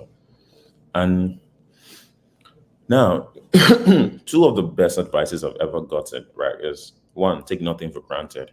And two, you must act like the things that you do, they matter to the world. Now, it's easy to feel sort of like jaded when you see people out there just doing remarkable stuff, exceptional stuff. And you feel like, you in your own small capacity, like, it doesn't matter. This person already does it, or this person does it exceptionally well. So I probably don't need to share. The world doesn't need, what I have to give. Why would the world care about us when there's someone that does it like 10x better? This is a fallacy, and this is the greatest mistake that you would ever make as a creator, to think that your stories do not matter, to think that the things you have to share, the things you can create, do not matter in the grand scheme of things, right? And I've said this a number of times that it is possible to do great things from a small place. What I've even come to learn more recently is, great things almost certainly happen from small places. So you have to embrace the power that you have and never take it for granted, right? You have the power to create something for the world, right? And that thing, it matters, and you need to have the courage to impress it on the world, right? In whatever way, in whatever storytelling method, but you need to have the courage. So it starts with the courage to impress it, on the world. So now, creativity in itself is an act of, defiance, and I'm going to bring it back to our own context in Africa, right? And of course, Nigeria, we have all our problems, staring at us like this, right? So, what exactly is our role as young people in being able to tell the right stories that help us, like, that give us a sense of direction, right? Because a lot of people are just going to complain about the problems, and that's valid. But through the tools that we have, through the gifts that we have, like, how do we use that to tell meaningful stories that can galvanize action? Now, let me bring it back to my own journey at Chess and Slums. Imagine 6 years ago that your idea was chess, an elitist game. You wanted to take it to the slums to teach children. It didn't make sense to anyone because the first question was, how would this put food on the table? And I didn't even have the answer to that when we started out. It became clear with time. But the first question was, how would chess put food on the table? Say, she not chess and go chop. And I mean, it was a reasonable question because the thing about investing in children is it's easy to empower an adult and walk away. But with children, it's such a long-term investment that you don't see the results immediately. So there has to be a lot of, like, delaying gratification. It will take years and years of investment through the education cycles, through, even getting a job and being able to to even fend for yourself, right? So investing in children isn't something that becomes immediately apparent, right? So my idea sounded a bit strange to a lot of people because we wanted to, like, help children by teaching them chess and giving them somewhat of an intellectual identity when what they need is food and survival. Go and teach the chess to rich kids that have eaten first, but these kids that have not eaten, what they need is food and survival. But to me, it was, yes, food and survival is good, but if you give them food today, like, you go there, you distribute spaghetti, what happens when they're hungry tomorrow again? Right? So it's not sustainable. The greatest gift you can give them is what no one can ever take from them, and that is the capacity for thinking, right? And when you do that and you give them knowledge and you help instill the right values, no one can ever take that away from them. And it will continue to be a part of their identity wherever they go and whatever situation they find themselves in. And I was very convinced that this was the way to go, right? So it was a creative way, to rethink charity and stage a new kind of intervention in some of these impoverished communities, right? So that was my first idea of, just tweaking things a little bit, right? And I'm sure, like, for some of you listening to this, you might have faced resistance like that, right? Because what really is creativity? It's like intelligence having fun, right? You're having fun with something that had maybe always been the status quo, but you're tweaking it just in a different way, and people are like, this is different, right? Is it effective, right? You going against the grain to challenge something that has always been, but to do it through a new lens is going to come with a lot of resistance. And that was my thought at the time, that we could use chess, and even beyond, like, being creative with that innovative approach to empowering children. It was the only thing that I had. So it goes back to the question, like, what do you have in your hands? And you cannot take that thing for granted, or you cannot believe that it doesn't matter to the world. It has to, because it's the one thing you have in your hands. It's your talent, it's your gift, it's the ability that you have, is what defines the very essence that you are, right? So again, like I said, the first note was understanding the power of creativity, the power that you have to create, the power that you have to do something that is unconventional, right? But it can also be impactful given enough time. So you need to understand that power and lean completely into it, right? And somebody says this, and I talk too much. I talk too much. Is lean into it. The world needs more personality. Own up to who you are. Embrace your story. Embrace your journey, right? And wield it in a very powerful way. Now, the next thing that I have here in my note is storytelling for impact. Now, stories change the world, right? And I'm going to again personalize this. When we started Chess and Slums, I'd never written anything before. I never sat down to, like, write any long thing because I never considered myself a writer or someone that could write anything. I love to read quite all right, but I didn't know that I could write anything. But then I started to teach the children. So I used to play piano in church then on Saturdays and Sundays, right? So, but then I committed my Saturdays and Sunday afternoons to going to Majidon to teach the children along with some of my friends. So I started to miss results, and I had to make a decision. So I had to resign from church to focus fully on like going to that community to teach the children every Saturday and Sunday. And I was just a chess coach. I would jump on a bus, go there, then trek to cover some distance, then jump on a bus back home. It was quite a distance for me, but it was something I was very passionate about, even though I wasn't earning anything from it.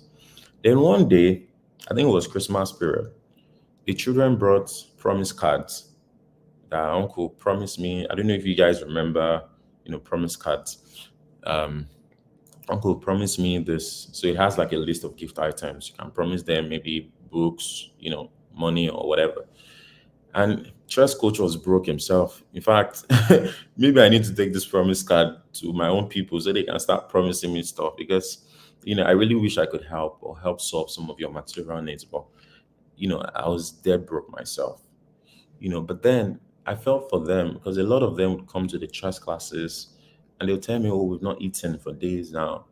And that would break my heart, but I couldn't do anything about it. I only had one thing to offer, which was the knowledge that I could share with them through chess.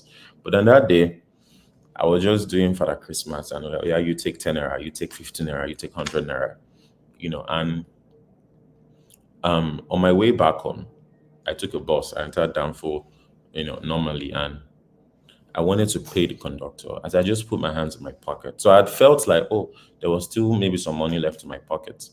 Apparently, it wasn't money. So when I pulled out what was in my pocket, it was letters from the children, paper, like they were writing letters. Uncle Tunde, oh, I need school bag. Uncle Tunde, this and this thing. And bro, the conductor was just looking at me like this. So I had to beg the person next to me that, please, can you pay for two? Because I didn't have any money. But when I got home, I read those letters and, I had this pain that I couldn't meet this needs and I wasn't sure what to.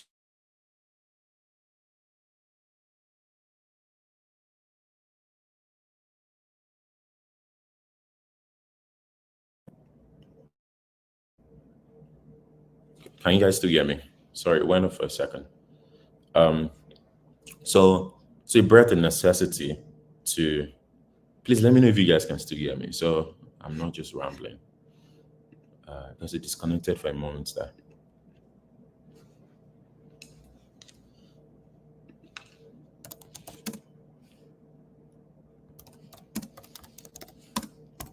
Can you guys hear me? Okay, all right, good. So it brought a necessity to write this experience. And I remember titling that piece, letters, letters from our future. Yeah. I didn't know what I was doing, but I just started to write from there, letters from our future. And I wanted to detail an experience where these children had dreams, just like us, right? But somebody had to pay for those dreams to be realized. And I was already paying within my own capacity by giving my time, my talent, and my effort to it, right? But someone else had to pay for the resource, right? So I wrote letters from our future. And I just posted it on my Facebook. Then, maybe I had like 10 followers. I don't know. Just really didn't really use social media that much.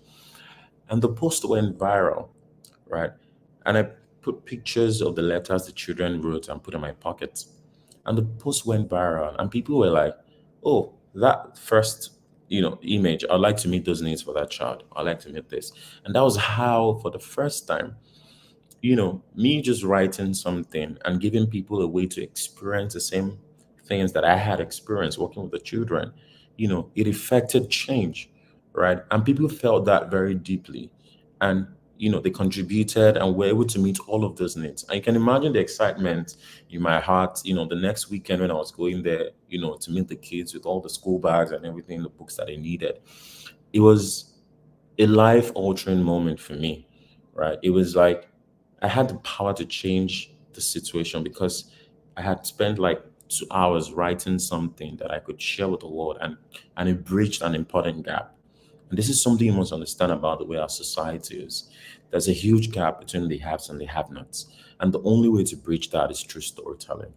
Stories are the bridge that give us a basis for empathy.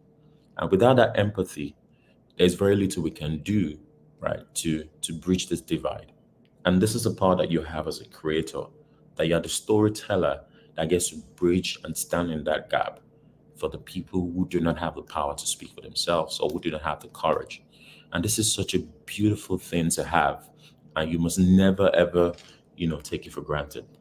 So again, storytelling for impact, very critical. And empathy driven ideas. Now, I talked about like storytelling and empathy, and I'm going to share another story of how, you know, we're able to galvanize action around certain things, and empathy just being the basis for that. Because people live in bubbles, right? Their own experiences are unique to them.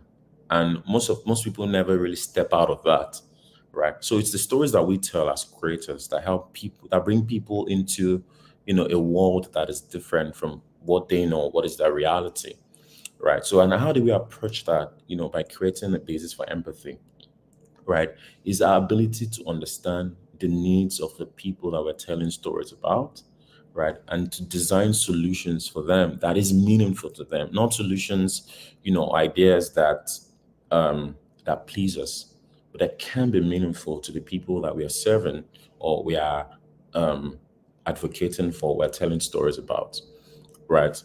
And I'm not saying this like as creators that, oh, we should start a charity or NGO. Like, I'm saying this in whatever capacity that you do, whether as an artist, as a creator, whatever it is you're doing, that there has to be a place where you're also creating room for people. You are using the stories that you're telling to create this sense of belonging that is rooted in empathy.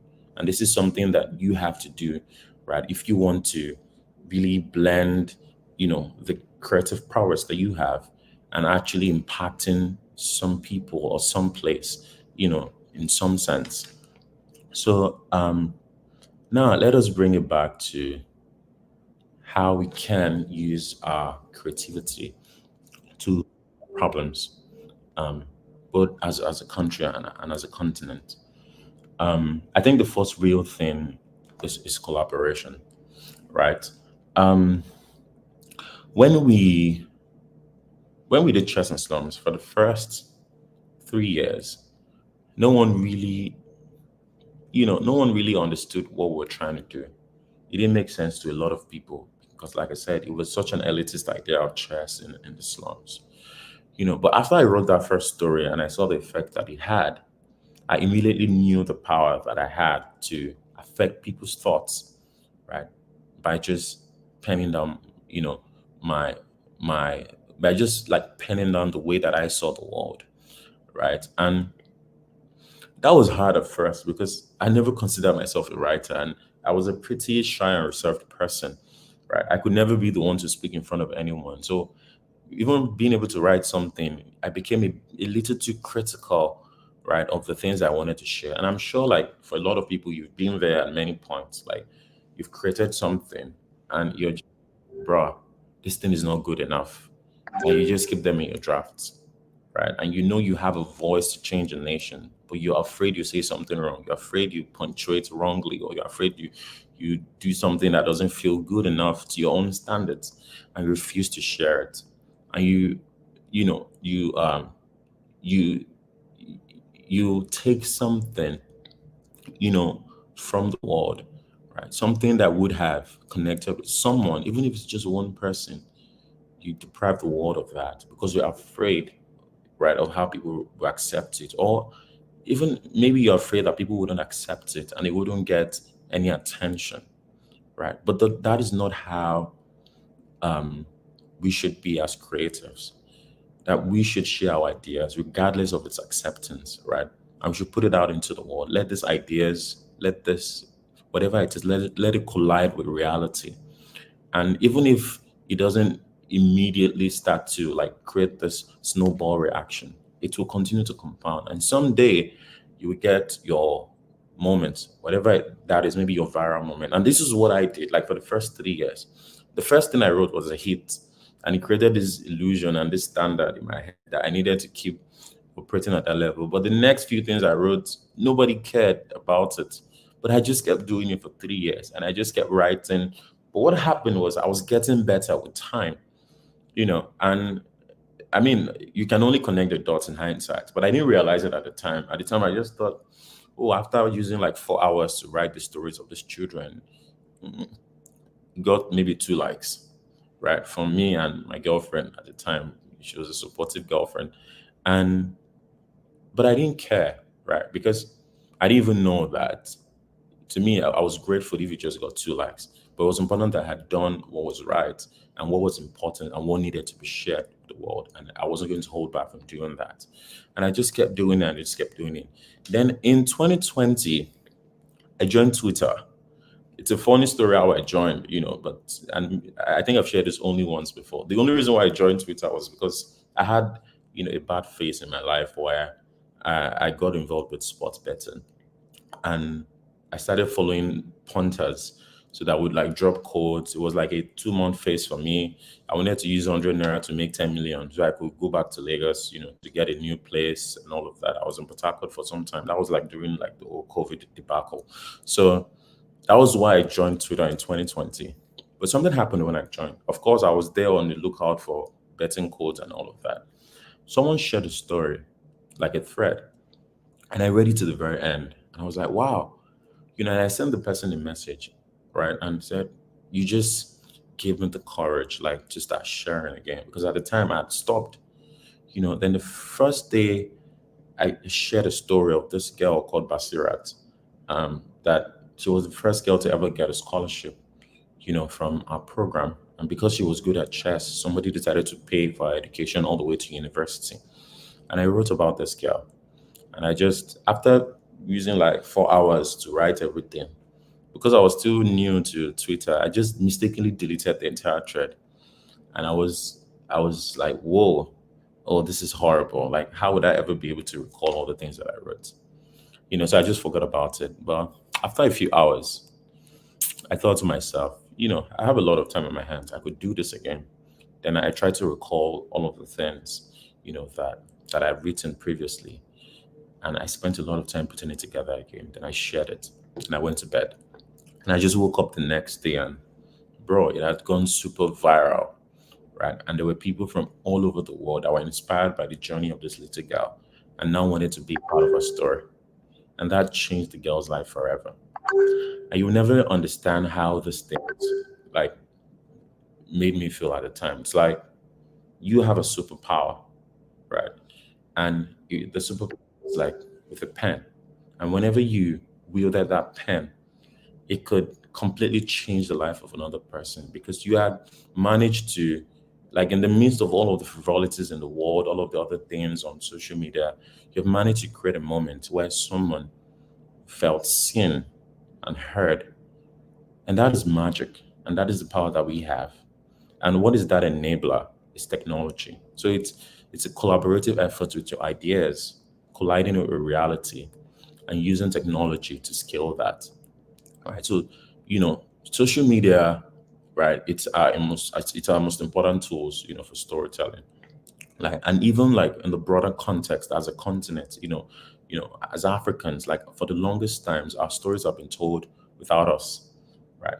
So this is our time, like it's our generation that will rewrite those stories in a way that doesn't demean us, but in a way that celebrates the potential that we have as a country, as a continent. And all of this is entirely in our hands. It's something that we need to understand and we need to wield, we need to wield with a lot of courage, with a lot of courage. Now, so that was like my story joining Twitter, and from there, and the beauty of like doing stuff and putting stuff out into the world is that it breeds confidence expectations, right? You've done this like, oh wow, then you do it again, then you do it again, and there will be a lot of high moments and low moments, but you just keep doing it. And by just doing that, right, we changed so many lives. Because what we literally did was we carved a space, on the internet.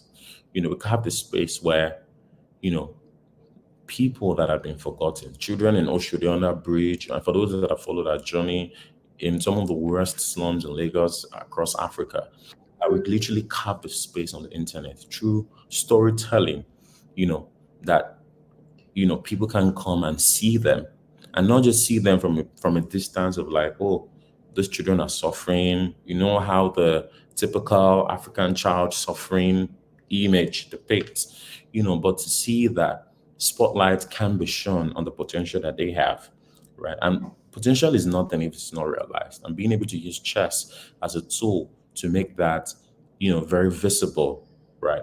And to make that a basis for us to relate to them and to understand that they can be like us. And while that talent is universal, opportunity isn't. And because we have been able to tell those stories, we're bridging that opportunity gap by bringing the people that have the resource to help into that conversation. And storytelling is the only thing that can do that, right? So remember, like, your tool is social media, like it's technology. And when you have that, you have the ability to affect the world in very profound ways. And that was my understanding then. And of course, this has blossomed into such, a beautiful story, that has helped save many lives and help many children find their place in society.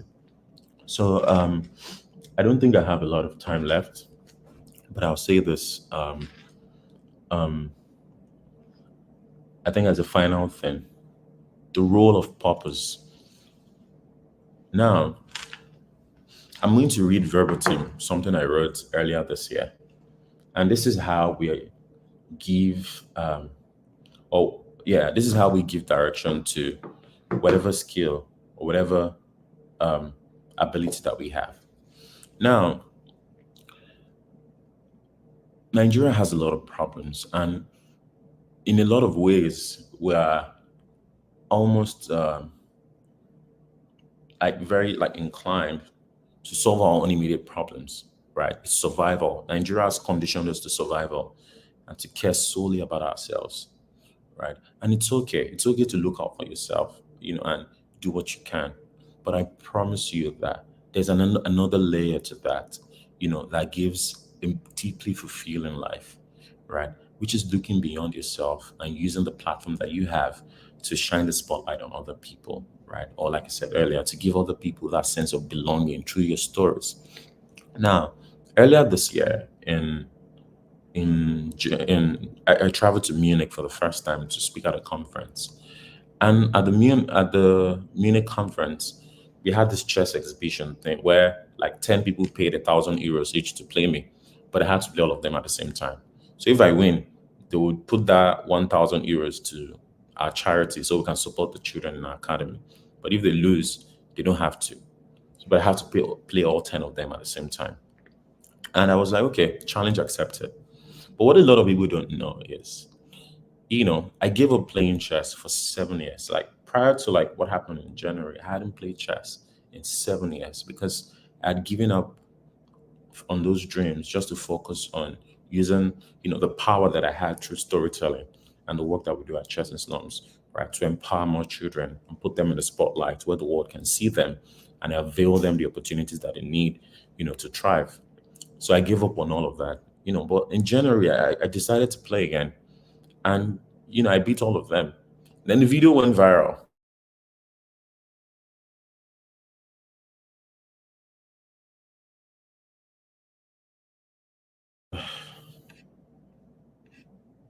Okay. Can you guys still hear me? All right. So it was a bit confusing for me because I didn't know how to deal with all of that attention. And I had to bring it down to something. And the only way I know how to do that is to write.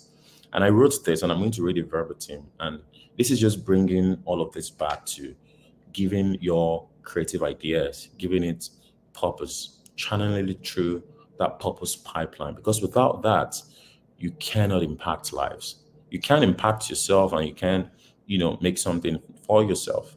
But if you don't channel that gift through a purposeful pipeline, you'd miss out on a great opportunity to change the world as we know it.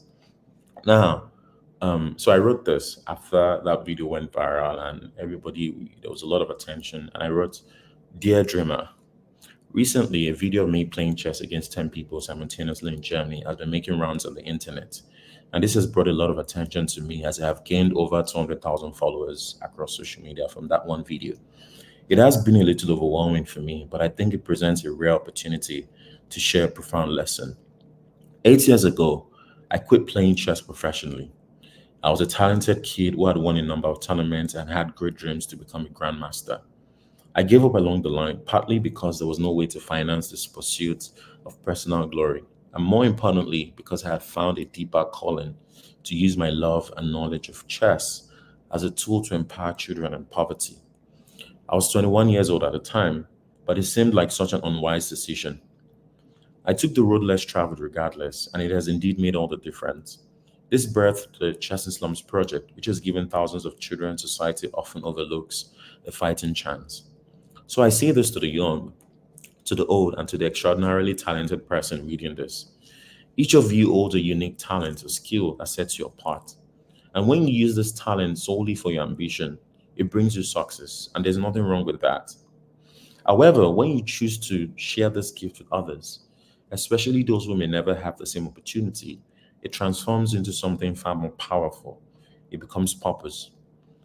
So I urge you today to look beyond personal success and envision how your talent, whether in the arts, science, music, eloquence, writing, teaching, tech, sports, can contribute to the greater good and give more people a sense of belonging. And while it may seem extraordinary that one man can play chess against 10 people at the same time, it does pale in comparison to the most significant moves I've ever made, which is dedicating my life and ideas to the service of others. I don't ever want to be remembered as a man who could beat 10 people at chess, but rather as a man who helped children believe they could do great things from a small place. And this is the most important part of what I wrote. The true essence of our talent and gifts is realized not when we bask in the applause on stage, but when we use our stage to give a voice to those who cannot speak for themselves. So, dreamer, know thyself, explore your talent, hone it, nurture it, and when the time is right, share it as a gift to the world. This is how our civilization has advanced because men and women of great talent and creativity had the courage and nobility to share that gift with others. Not one of us can feel his duty done unless he can say that because he lived, something or someone upon earth has been made just a little better. Keep going, dreamer. I hope you never stop giving the world something new to believe in. And this is what I shared, after all of that viral moment. And it brought me the calm that I needed to believe that, I was still grounded in the work that I needed to do. And everything I was doing from the storytelling to playing chess is just a means to that end, right? And let me just bring this back to the conversation we're having at the intersection of like your creativity, your ideas, the skill that you have, and truly impacting society with it. Right? It has to be driven by purpose. Profit is great, and you will make a lot of that along the line. But you have to be very conscious of how your ideas impact the world and impact the other person positively, especially those will never have the same privilege that you have. You know, the question I always ask myself when I go into like gatherings, is who is not here, who is not represented here, and what can I do to use my voice to bring that person to light? Because I have a very interesting life. I've been privileged to like see both sides of the curtains. Like I hang out with very rich people, successful people, and I also spend a lot of my time working in some of the worst slums in the world. So I'm just there in the middle of it. And by being able to use my social media, I've been able to bridge that gap, right? And that is what I do. Like beyond the chess and slums, chess master, I'm just a storyteller. I'm the storyteller that bridges a gap.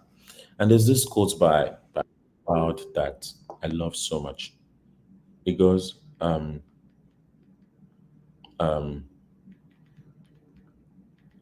it goes, sorry, a dreamer is one who can only find his way by moonlight, and his punishment is that he sees the dawn before the rest of the world. And being a creative person, a creator is being a visionary person that sees that can conceptualize and see something that other people do not. And whatever way you decide to present that, makes it like relatable, right? But that is your responsibility first to see a future that no one else sees and to be able to connect that, to the benefit of other people that are excluded, right? That is how we change the world. And that is the entire story of Chess and Slums. On a final note, I recently started reading this book, about Steve Jobs. And Steve Jobs wasn't a good person and it wasn't a bad person. It was a fine blend of both. It was both good, at the extreme, and it was really bad, on both extremes.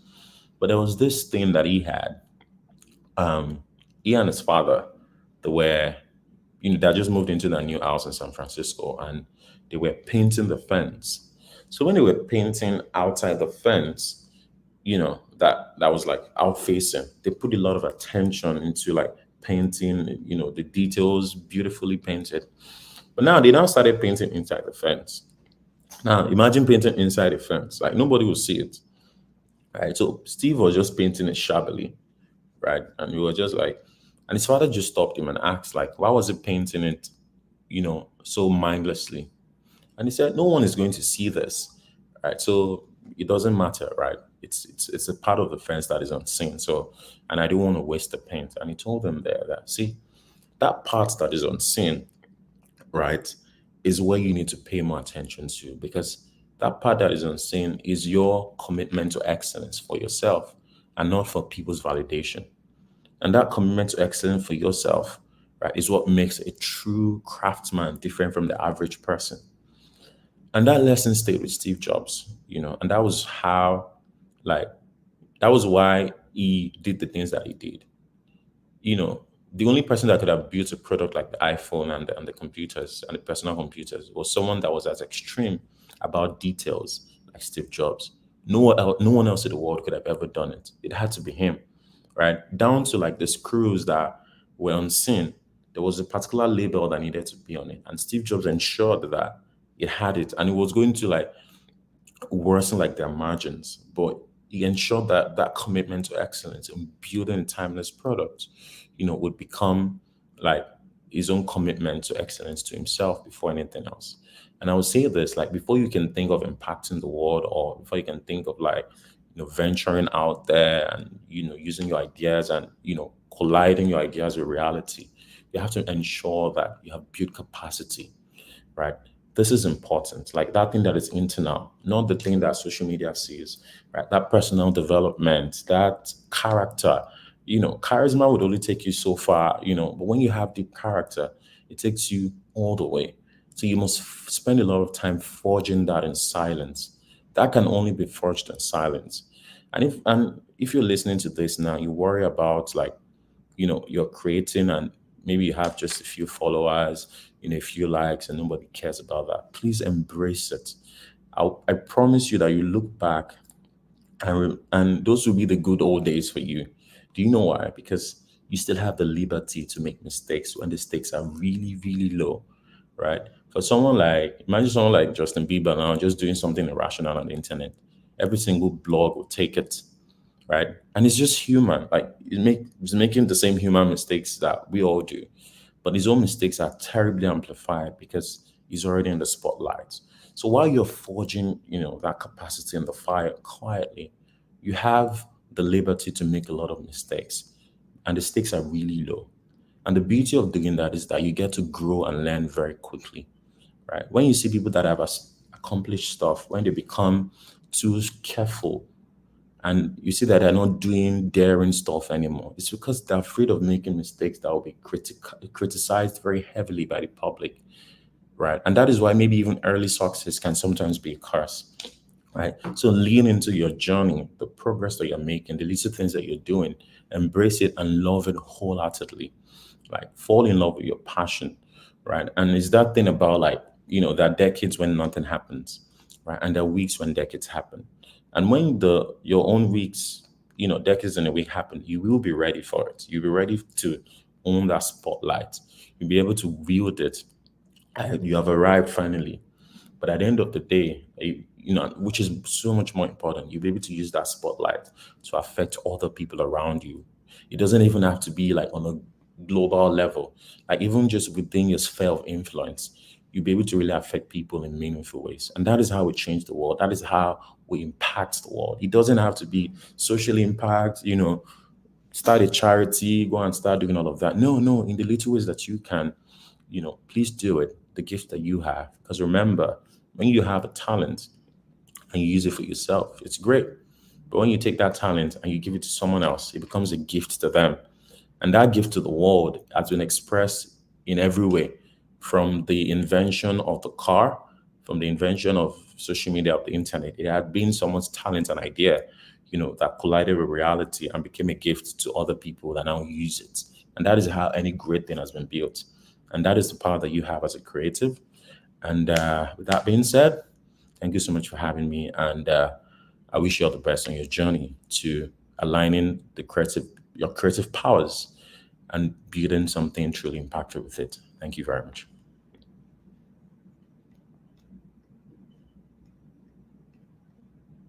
Okay. Can I go now, or do we have questions? I think you're muted. Hi, sorry. Hi, Tunde. Good afternoon. Thank you so much for this session. I think I'm currently flying above the clouds because of everything you say. Thank you so much for sharing your journey with us. Thank you so much for inspiring, the creatives of Africa. Thank you so much and also thank you so much for all the work you do. You're really inspiring. Thank you so much. Thank you for honoring our invite. Thank you. Thank you for having me. All right. So I can go now, Abby? Thank you so much. All Yes, right. you can. Thank you. All right, hey everyone, Lydia is back. That was an amazing session by Tunde Onakoya. I know you guys learned a lot because on Twitter, everyone is talking about it. People are sharing the quotes they found very inspiring. People are sharing their best moments. People are sharing all sorts of things, and I'm really glad you guys are enjoying the.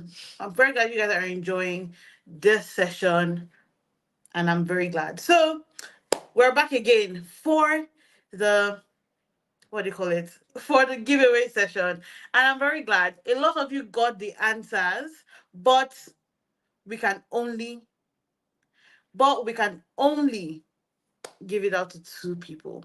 All right, we can only give it out to two people, and those are the two people who answered the question first. Okay, so I'm sorry, but another giveaway session is going to be happening. Another giveaway session is going to be happening after our next session with the Chief of Product and Operations here at Seller.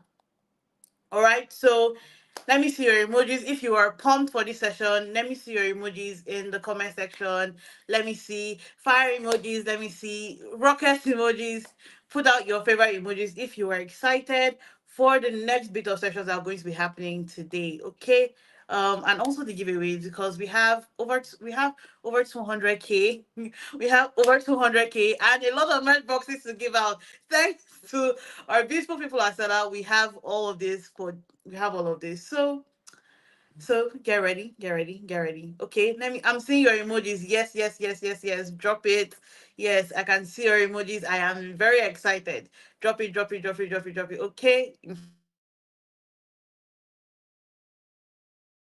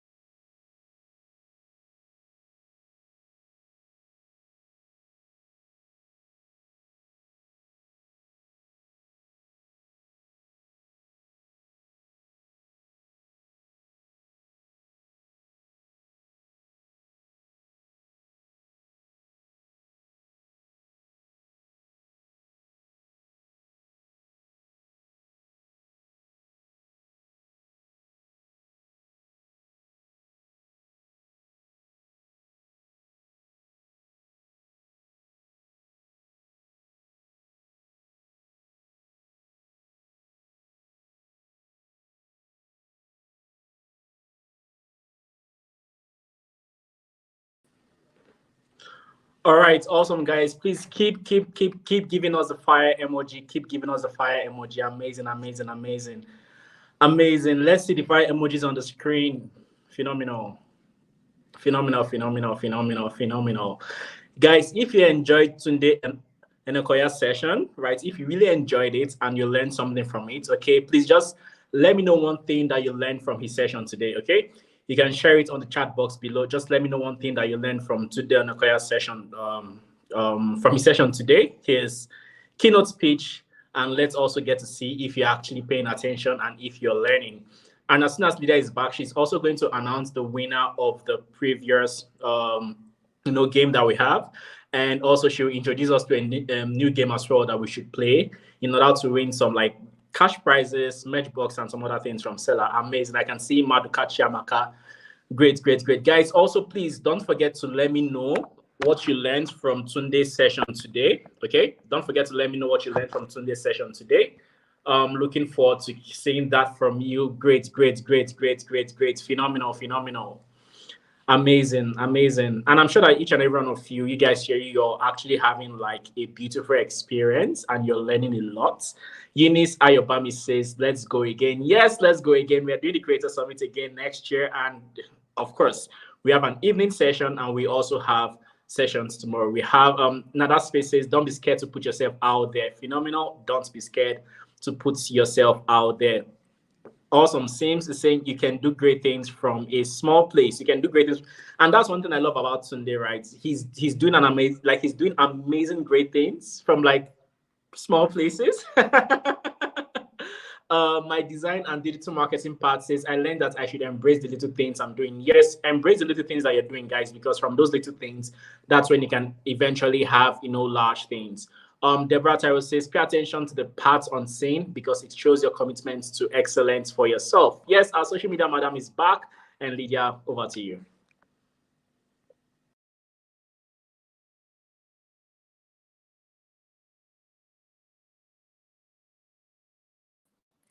Sorry, as I said before, we can only give 2 people out of the amazing people who won, but please still stay tuned because after the next session, there's going to be a giveaway, another 20,000 naira. And right, all right. So the winners for this giveaway session are Simply Rookie and Temi Influencer. Okay, so if this is your handle, kindly send us a DM right now on Instagram and we will do. We will get your information and send it to you. Okay. So the winners of this giveaway again are Simply Rookie and Temi Influencer. So send us your details, your account number, your address for this gift. Okay. So I am very, very excited for what's coming next because this is a session I'm sure all of you are dying for, right? In the next session, we're going to be showing you how to maximize your seller platform for ease and also to make profit. And to do this is going to be our Chief of Product and Operation, as no one else as Sheyi Williams Ogumbi. So please put your hands together for my boss, our Chief of Products and Operations here at Seller, Sheyi. Hello, and thank you, Lydia. Good afternoon, everyone, or should I say good day, everyone, because I know we have so many people from all around the world joining us today. I need to remember to speak slowly because when I get nervous, I speed through my words. So, welcome to the Seller Creator Summit. I'm sure we've had quite an insightful session from all of the previous panelists from earlier in the day. I was able to listen to both Mo, and that was a very interesting session, and Tunde Onakoya. So, like Lydia rightly said, my name is Sheyi, and I work as a Chief of Product and Operations at Seller. Today, I'm here to run you through on a very short-ish session on how to maximize the seller platform for profit and also ease. So many of us here today, I'm sure, are not just creators, but curious as to how we can become creators. Seller is a platform. I'll start off by what exactly we do at Seller. Seller is a platform that allows anyone anywhere in the world to easily set up a storefront in under 5 minutes so that they can sell their digital goods and services. Let's just call them all products. Digital goods and services, aka products, on Seller and be able to receive payment from anywhere in the world and also be settled very easily. When I say receive payment anywhere in the world, I'm saying your customers could be in Nigeria, they could be in Kenya, they could be in Senegal, they could even be as far as China, and they can easily and seamlessly pay for your products on our platform using local payment methods. And you, wherever you are, based on the currency you've also set, will be able to receive your settlement very easily. So just to run us through what, sorry, give me a second. Yeah, so I've introduced what Seller is. And like I said, one of the core benefits or advantages of using Seller is the ease of setup. In under 5 minutes, whatever it is you want to sell, you can set up a storefront, put it up, and start selling. No coding required, global payments. And one of the best features I personally like is what we call a digital delivery system, which is once your customer buys the stuff and payment is validated, they're instantly getting whatever it is they've paid for. So we have so many creators on the platform today selling quite a number of different niche products. We have people selling things like ebooks, courses, sound files, Photoshop tutorials, templates, webinars, events, video courses, so many things. But it's just a case of people looking inward to see what it is they are skilled at, what talent it is they have, what knowledge it is they have. They decide to monetize it and find the best delivery method to give to their end users. So one of the things I'm going to be doing today is doing a short demo on some of the core, or rather showing you the ease at which you can set up your storefront on Seller. The touch points, we pride ourselves in being a digital first company and making everything as self-service as possible. So I can confidently tell you that the day you decide you're going to create your product and you want to sell on Seller, you would almost have no reason to reach out to us for for anything, because everything is self-service. So the first touch point obviously is the Seller website. If you want to set up your storefront, all you need to do is go to start selling. Sorry, can you all confirm you can view my screen? Can we all confirm you can view my screen? Okay, I'm back on the studio and I can see my screen is visible. So all you need to sign up on Seller, for starters, is your name. And I'm going to set up a dummy account for John Doe.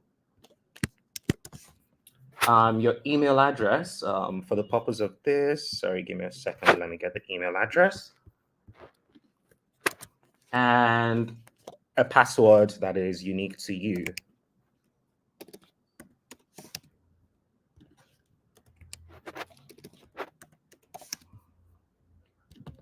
Agree to our terms and condition and create account. Voila, you have an account. So on Seller, we have 3 categories or 3 personas of people we serve. We have creators who are interested in selling their goods and services using our platform. We have affiliate marketers who might be interested in taking on the products of other creators and selling on their behalf just to earn a commission. I'll talk more about that later. And we have customers who have purchased products on the platform and just want to access whatever products they might have purchased from a creator before.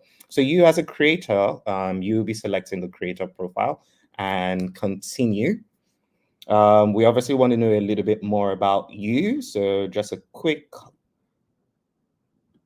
one here. Let's assume I was born on the 1st of January. And voila, very easy. You have your account set up.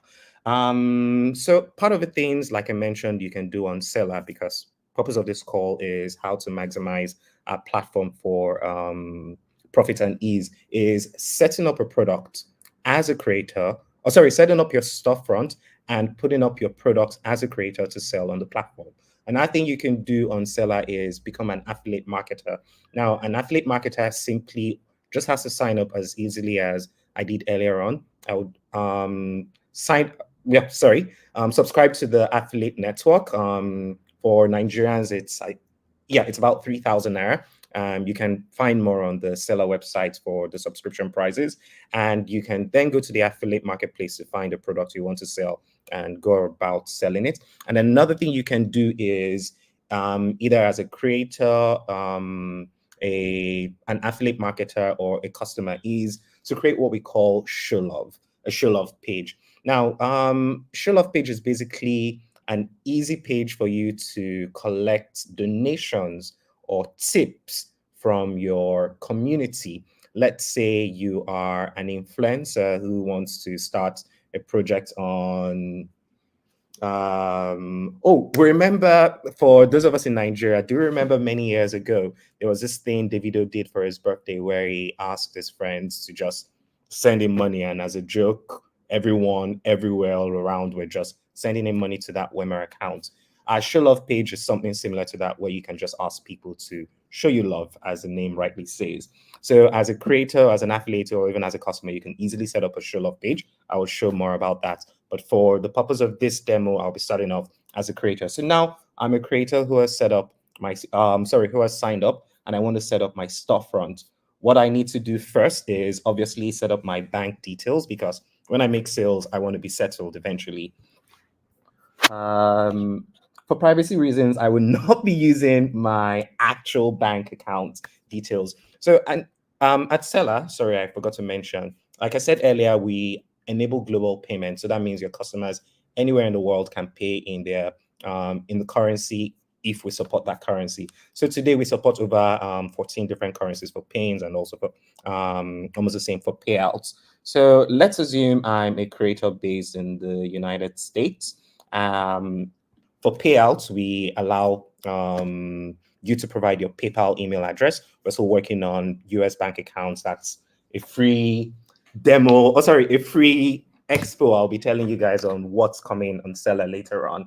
So let's assume I have a PayPal address, PayPal account with this email address. So, I clicked on Canada and click on continue, confirmation, and voila, I have my bank account set up easily for settlement. So what I want to do now is create my first product. So we allow a wide range of products on Seller.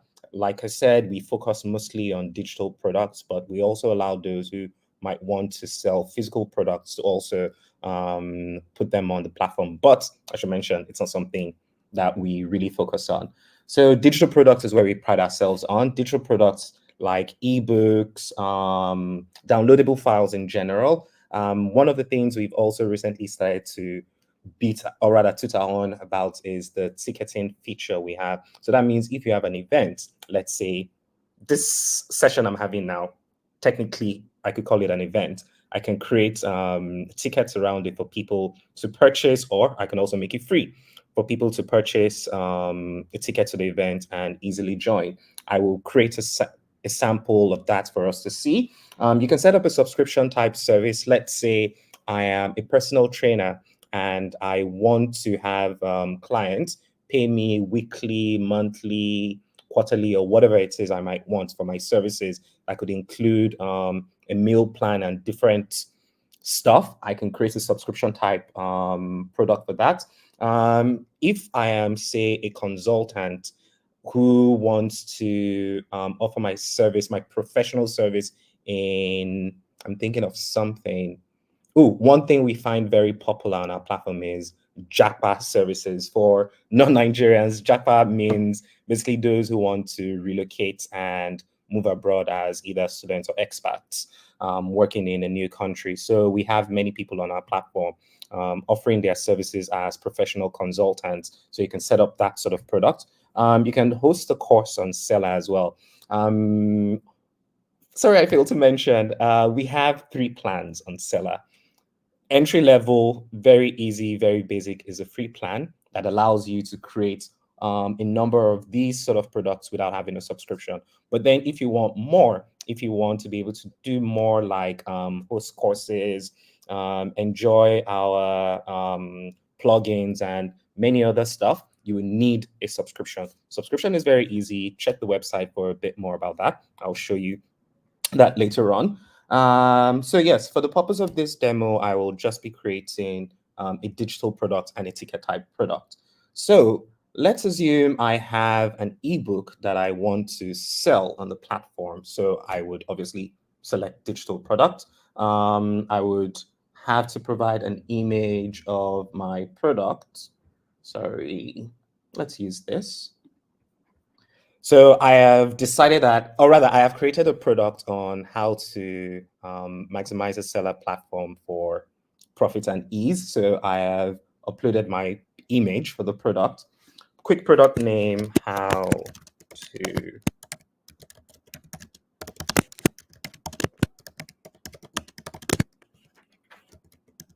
pardon my typos.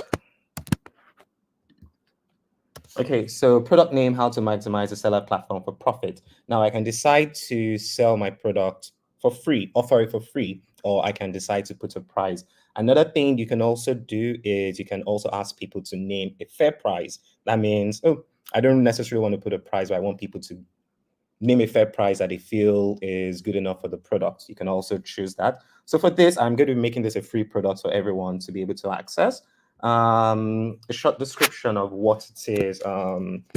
This is an ebook that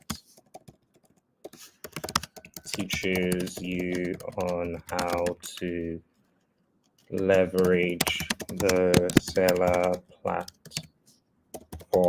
to make cool bucks. Pardon my typo. Okay, so this is an ebook that teaches you on how to leverage the seller platform to make cool bucks. That's my description. So what category? So today we support quite a number of categories and we are still adding more. And we also want you guys to easily make suggestions on what other categories we have or you would like to see for us. So this would be, let's call it wealth and finance, because technically I'm teaching you how to make money. Subcategory business finance. And I would then have to provide the product because, like I mentioned, this is an ebook. Now, one of the things we pride ourselves, like I said, is the automated delivery system. That means when someone purchases a product, instantly after payment has been validated, they get access to the product. Now, for this ebook, I can choose. Another thing we pride ourselves in, is privacy. You as a creator, you are assured that we take not privacy, content protection serious. Yeah, you are sure that we take content protection very serious. So one of the things you can do for this ebook to ensure people do not distribute it illegally is to choose to make it read-only on the platform. But for this case, since it's a free resource I want to give to people, I'm going to make it a download file and I'm going to provide the file here. There we go. And create product. Oops, something's missing. You need to product. Oh, sorry, that had not finished uploading. Apologies for that.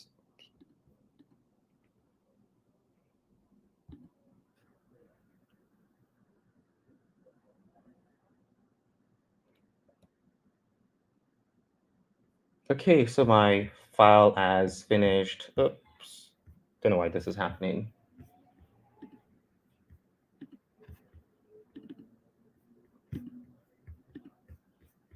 And create product.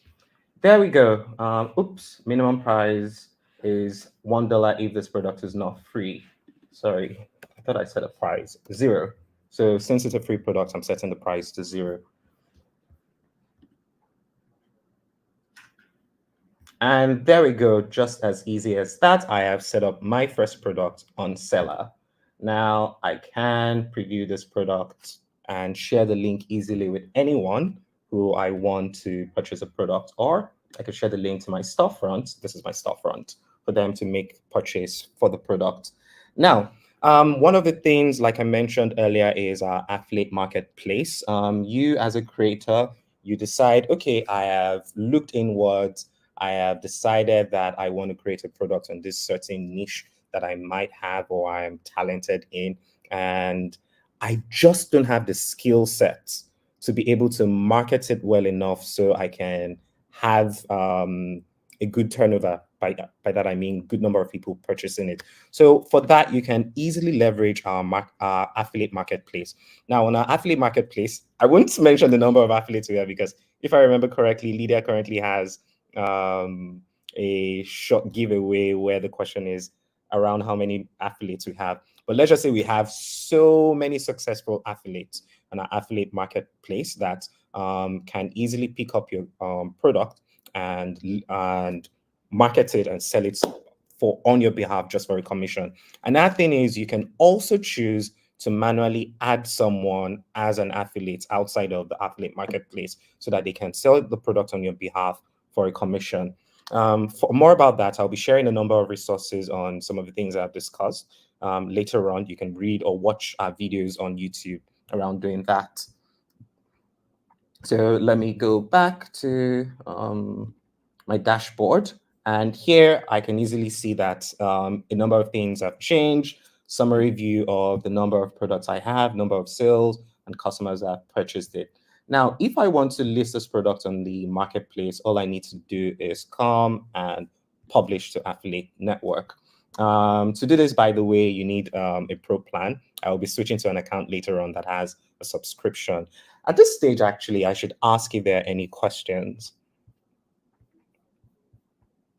Sorry, I've just been ranting on and on. Do we have any questions?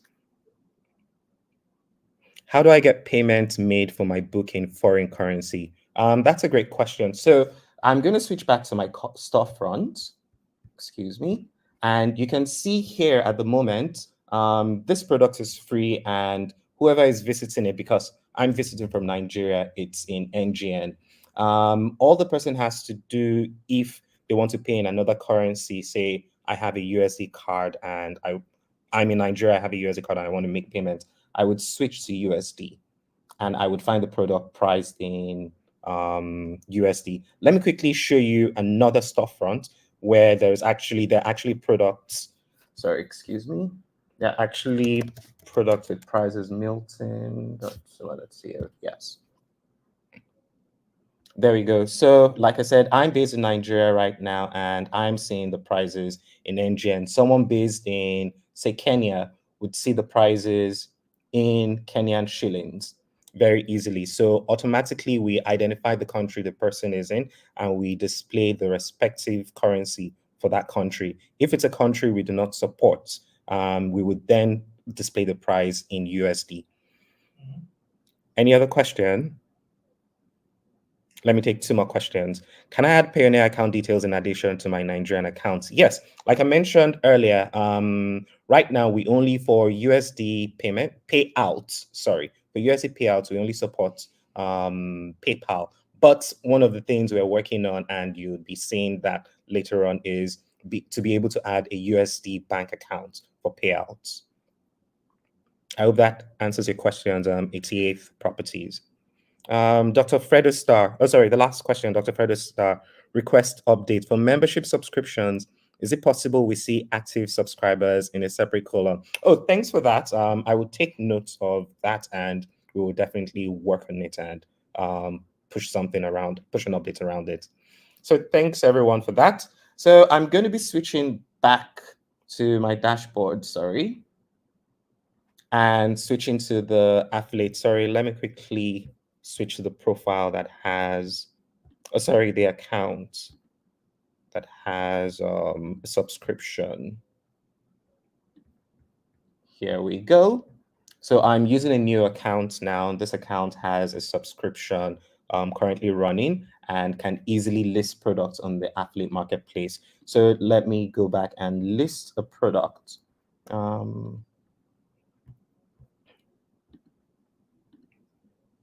Publish to Affiliate Network. Here we go. So I want to publish this product to the Affiliate Network. Now, for products that are published to the Affiliate Network, there are a few criteria that you need to meet when you want your product listed on the Affiliate Marketplace so that someone else can easily pick it up and make sales on your behalf. You can read more about that by following this link. So quickly, I'm just going to publish this. Oh, and I should also mention getting listed on the affiliate marketplace is an instant, but we have a 24-hour SLA for review and approval, or in the case of a denial, you'll be getting an email detailing why your product was rejected. So I want to set an affiliate commission of, say, 60%. And I would publish. There we go. Very easy. Now anyone can find that product. This product that I've just listed on the affiliate marketplace and start to market it on my behalf, because I am someone who just doesn't have the skills to market and make more sales for products on my storefront. Any questions around listing products on the affiliate marketplace? Sorry, let me switch back to the screen.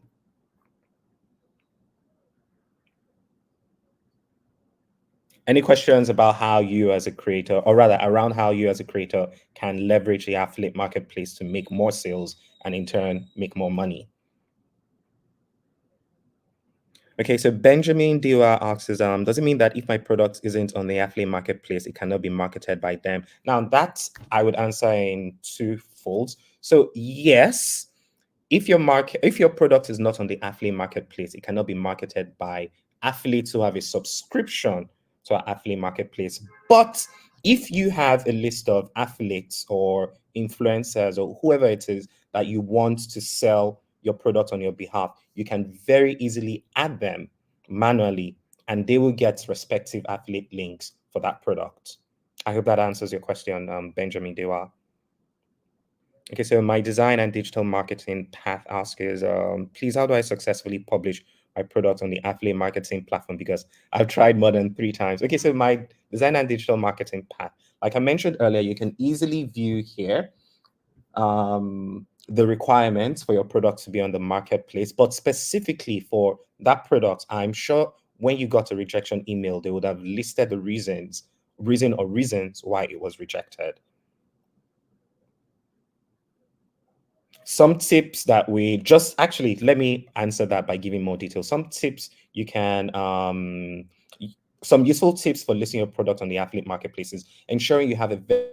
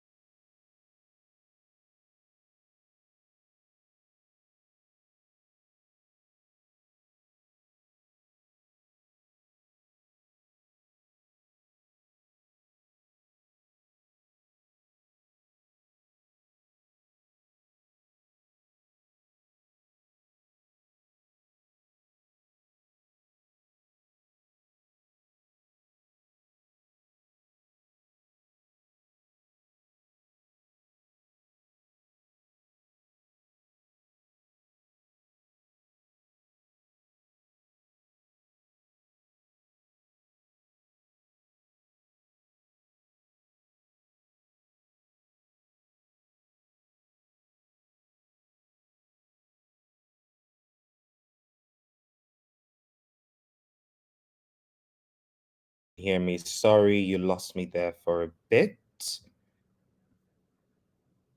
Can we confirm you can hear me?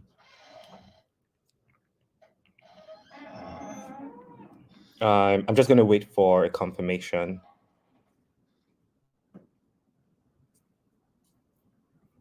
Okay, great. So, sorry, apologies about that. But I'm back and we can continue right where we left off.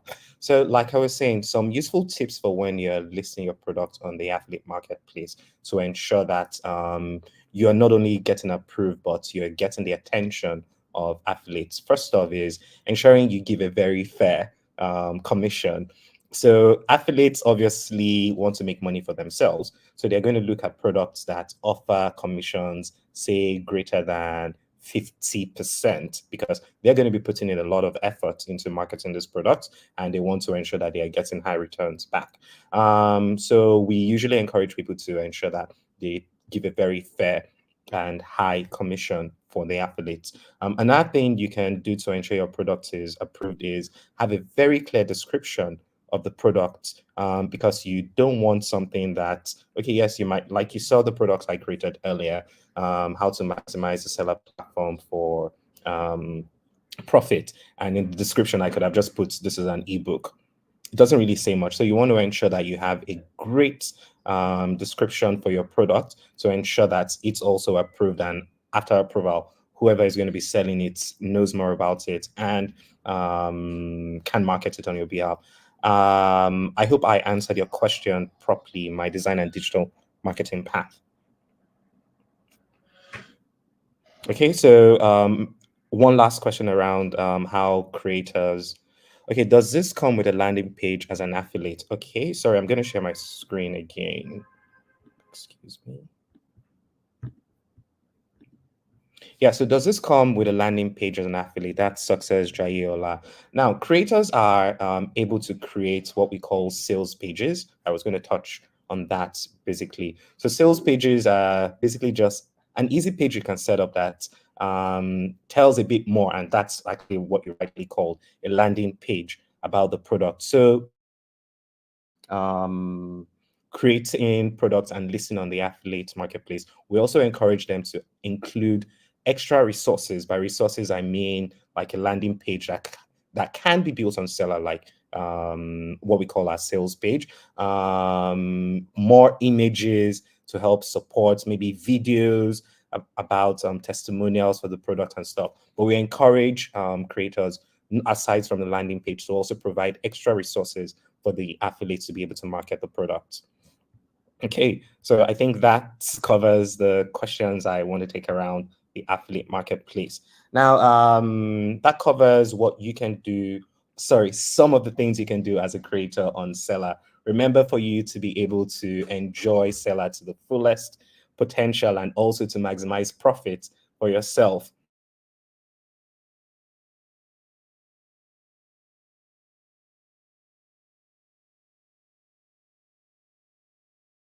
sharing my screen. Could you please give me 1 minute?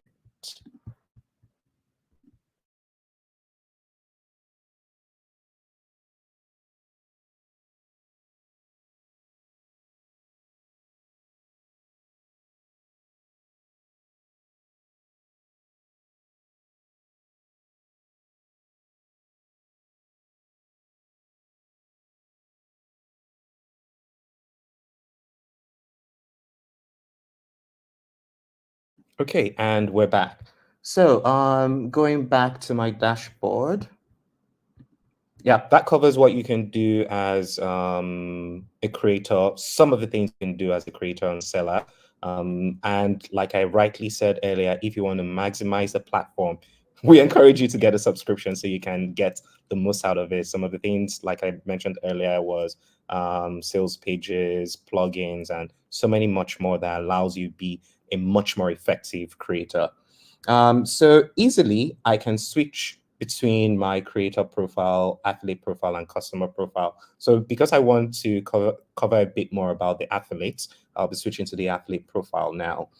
So I am a creator, but I can also double as an affiliate. That is another way for me to make more money on the Seller platform. So that means aside from creating my own digital products, which can be goods and services, and listing it on the marketplace, I can also be an affiliate marketer, finding products that are being already listed on the marketplace and marketing it making sales on behalf of the merchant just so I can earn a commission.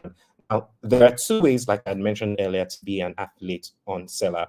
The first way is very easy. You join our affiliate network so that you gain access to over 10,000 products that are currently on the marketplace that you can easily find, market, and earn commission on. The second way you can be an affiliate on Seller is if a creator manually adds you as an affiliate. That means, aside from having a subscription, I want to sell your products and services on your behalf. You can get into conversation with the person, reach a final agreement on commission, and they will basically just add you manually as an affiliate for that. So I'm going to quickly open the marketplace here so we can see a bit more. Yeah, so like I had rightly said, you're an affiliate now. You've subscribed to our affiliate network for a very small fee of 3,000 Naira per year, and you want to find a product that you want to sell so that you can easily earn commission. Here we have a few featured products that change from time to time that we just push front center so you can see what's interesting. Another way is you can easily come here to find hot products. As the name rightly mentions, there are products that are doing very well on the platform. So we feel like, oh, this is something that's popular, people are buying, and you should have front center so you can easily pick it up and earn a commission when you make sales. Another way is you can easily search for products based on a niche you're in. Earlier, the speaker before me was the great Tunde Onakoya, who we all know as a chess prodigy. So let's find a product around chess. So I can just search chess. Here we go. So we have a product called The Message of Chess. If I want to view more about it, view details, I would just simply go to the storefront, the products page, and see more. So this is an ebook on unveiling the secrets of chess as a chess player. So I would just easily get the affiliate link, and voila, very easy. Now I can easily take this link, share it with people, or share it anyhow I want, whatever method it is. I, as an affiliate, generate leads, distribute it, and anyone who makes a purchase using this link would easily earn me 30%, a 30% commission. Very easy. So do we have any questions around the affiliate marketplace? Like I said, remember, you are not limited to just being a subscriber to the affiliate network. You can also have creators manually add you, even if their product is not listed on the marketplace. And you as a creator, yes, you can double also as an affiliate. You as an affiliate, you can double also as a creator. So now, any questions around this?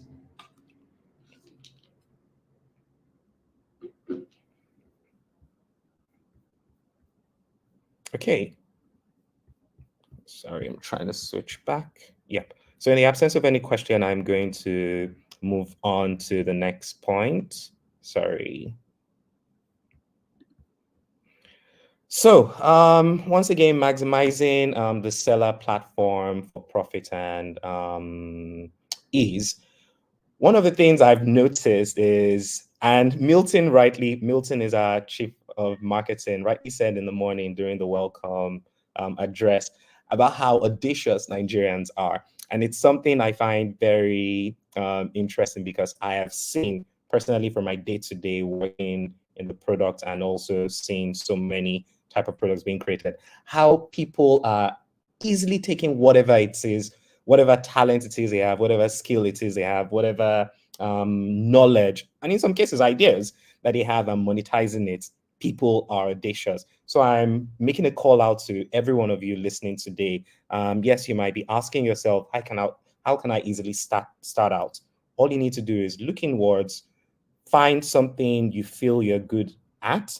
You might not be confident enough in knowing, or rather in thinking that you have good enough knowledge about it to be able to share with people so they can learn. But I want to remind you that you actually have something that someone else is looking for. So don't let fear hold you back. Look inwards, find something you're good at, find a niche that you feel that you can create products around, and start selling on Seller. Like I rightly said, we offer, or rather we open you up to a plethora of customers all around the world. Customers in Nigeria, in Senegal, in Kenya, in Ghana, in China, in the state, in the US, in England, all over the world. They can easily get your product, make payment, and you are cashing out very easily. One of the things we also allow people to do, those who have multiple products on the platform, is you can easily upsell and cross-sell many of your products. So if, say, someone is buying, let's say I'm a gym instructor, yes, I'm a personal trainer. If someone is purchasing a meal plan, I can also cross-sell another product that I feel will be useful together with meal plan. Let's say I also have a product service that allows you, that delivers fresh vegetables for the meals you're preparing. I can easily cross-sell that product as well. So there are so many gimmicks, so many cool product features that we have on the platform that make it very easy for you to make profits on the platform. Any questions? So now I'm just going to open the floor to questions in general.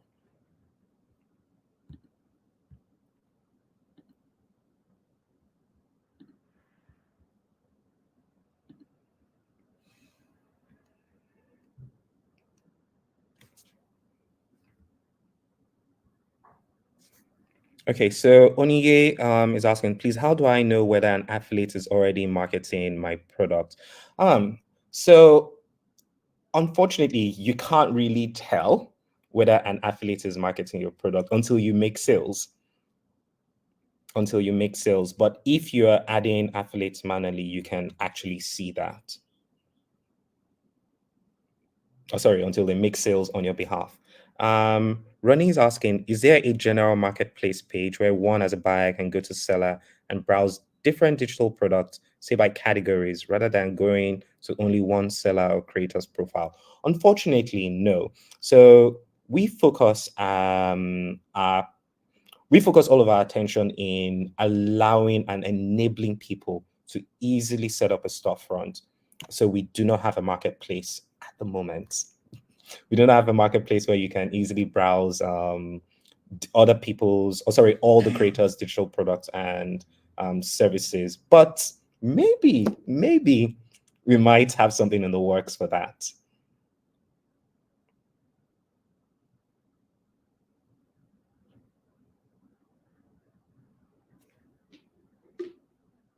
Next question. Okay, so Abba is asking, please, I'm new on Seller Affiliates and I need someone how can put me through. Now, very good. I was going to share later on, once I was done here, a number of resources. So we at Seller, aside from allowing you to create your storefront, we also know that many of us struggle with certain things. So we have a resource, or rather we have many resources we put together. We often have webinars, we have Twitter spaces, so much going on. So we have resources we've put together. I guess I'll call the director, quickly share the link to our resource page. It's resources.seller.co. There you will find our ebooks on creating how to create a product, how to market your product. So much, very, very rich number of resources. You can also check our YouTube page, by the way. Our YouTube page also includes so many, like I said, we have webinars and stuff going on. There are also tutorials on how to use the products and other stuff, but someone putting you through on how to do it. You can find more of that on our YouTube page as well. Like I said, please, can someone share the resources page? I'm just going to share it.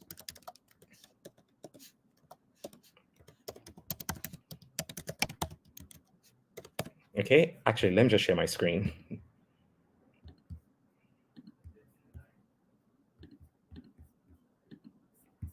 Okay, coming back here. So just go to resources, .seller.co. There we go.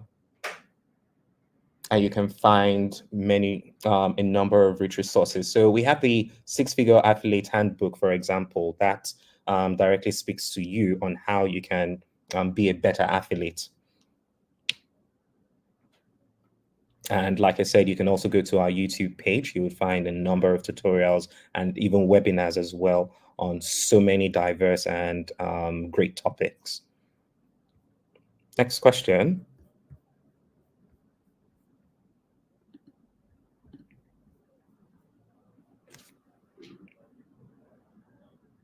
Okay, so just to round up, I was talking about how I was going to share a few other stuff. In my day-to-day, I see quite interesting and amazing success stories, and I felt like I could actually share some of them to motivate you guys. So we have a broad category of products and services being hosted on our platform.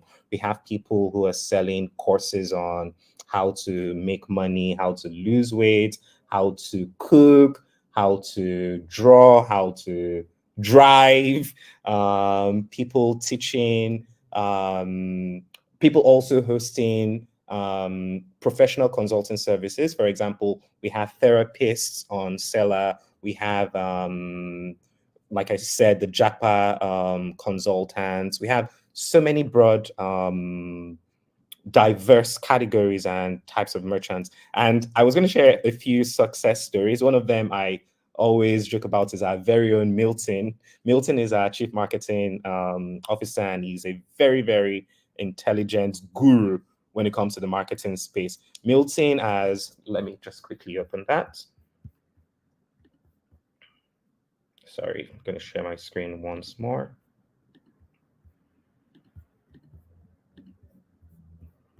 Yeah, so Milton has put together a plethora, Milton, of different products based on what he knows. One of them is a product that's actually doing very well right now. It's called Boosting Your Sales with Google Ads. So you, for example, have decided that you want to become a creator.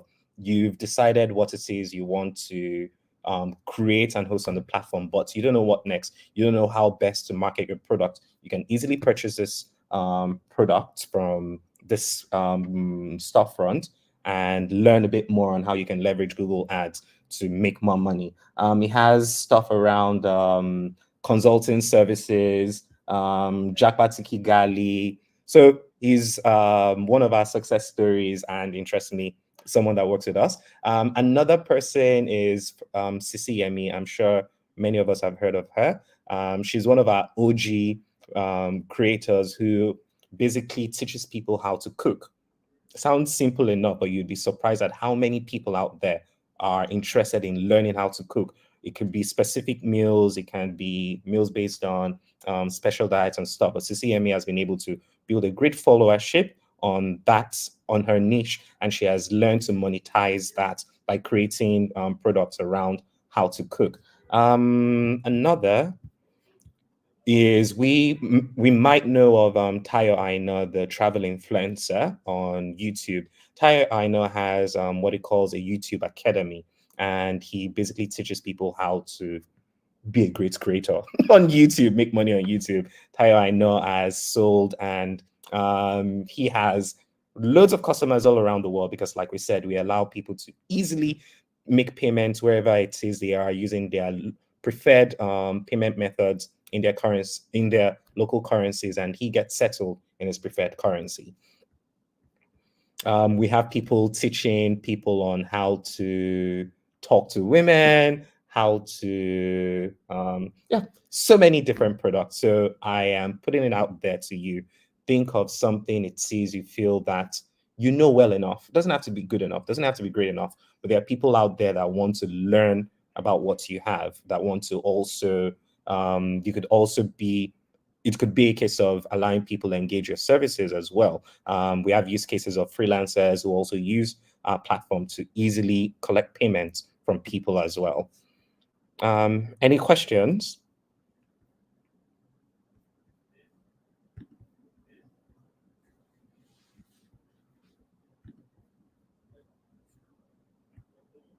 All right, so in the absence of any questions, I'm assuming there are no questions, I will wrap this up and hand over to, I guess, Lydia is waiting, or Milton. Thank you, everyone, and I encourage you all to still stick around. We have more great speakers coming on later this evening and the rest of tomorrow. Bye. Hey, creator, come here. No, I mean, come closer. Why are you managing chaos? You're hosting your calls on Google Drive, using another platform to build your sales page, and a totally different platform to receive payments. And guess what? Sometimes you can't even receive payment from your international customers. Why are you trying to manage chaos? Or don't you like your peace of mind? With Seller, you can manage the whole process of selling your digital products from one place.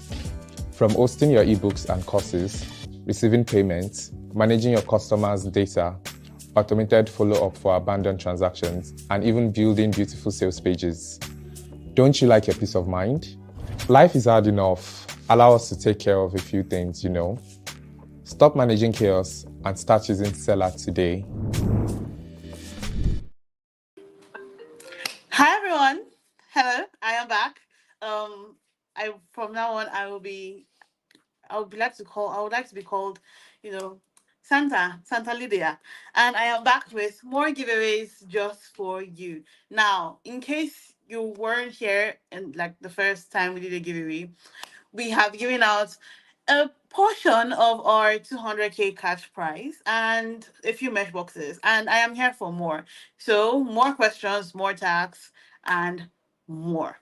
So, today's question, as you know, we already have 3 sessions from this afternoon. We already have 3 sessions in the afternoon session, and we have a question that's going to encompass everything. And as you know, we can only give to the 2 people who answer the questions first or who do the tasks first. So today's question, the question for today is, what is the title of every session that's happened this afternoon, from Tunde Onakoya session to the finance session we had earlier, and then to this particular session that just finished?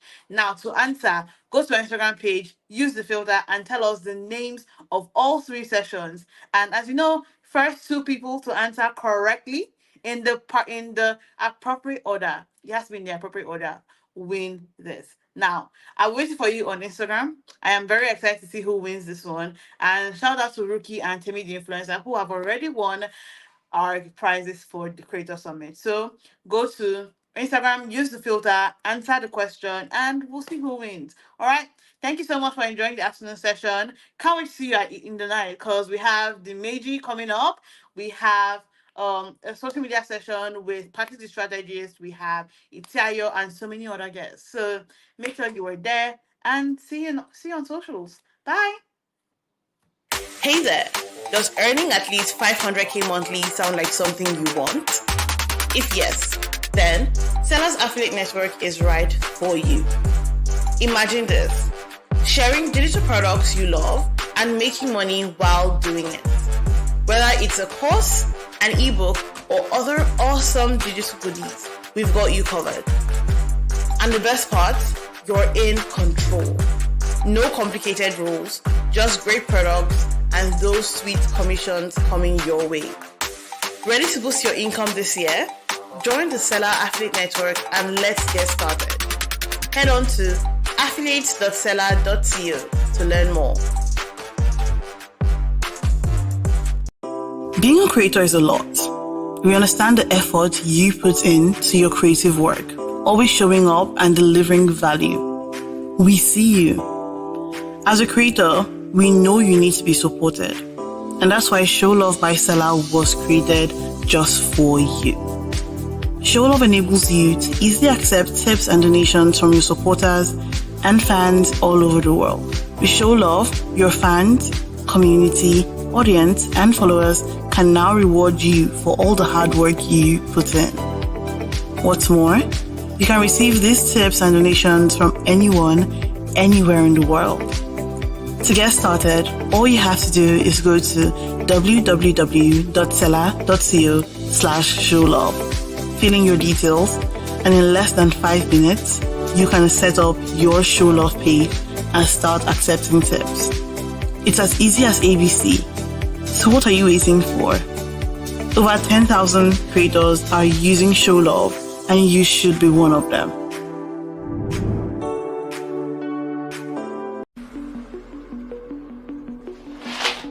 Hey Siri, how do I make money as a digital creator? How can I make money from my creativity? What's the best course hosting platform in Africa? To do that, you'll need to be online. Alright, I'm online. What's next?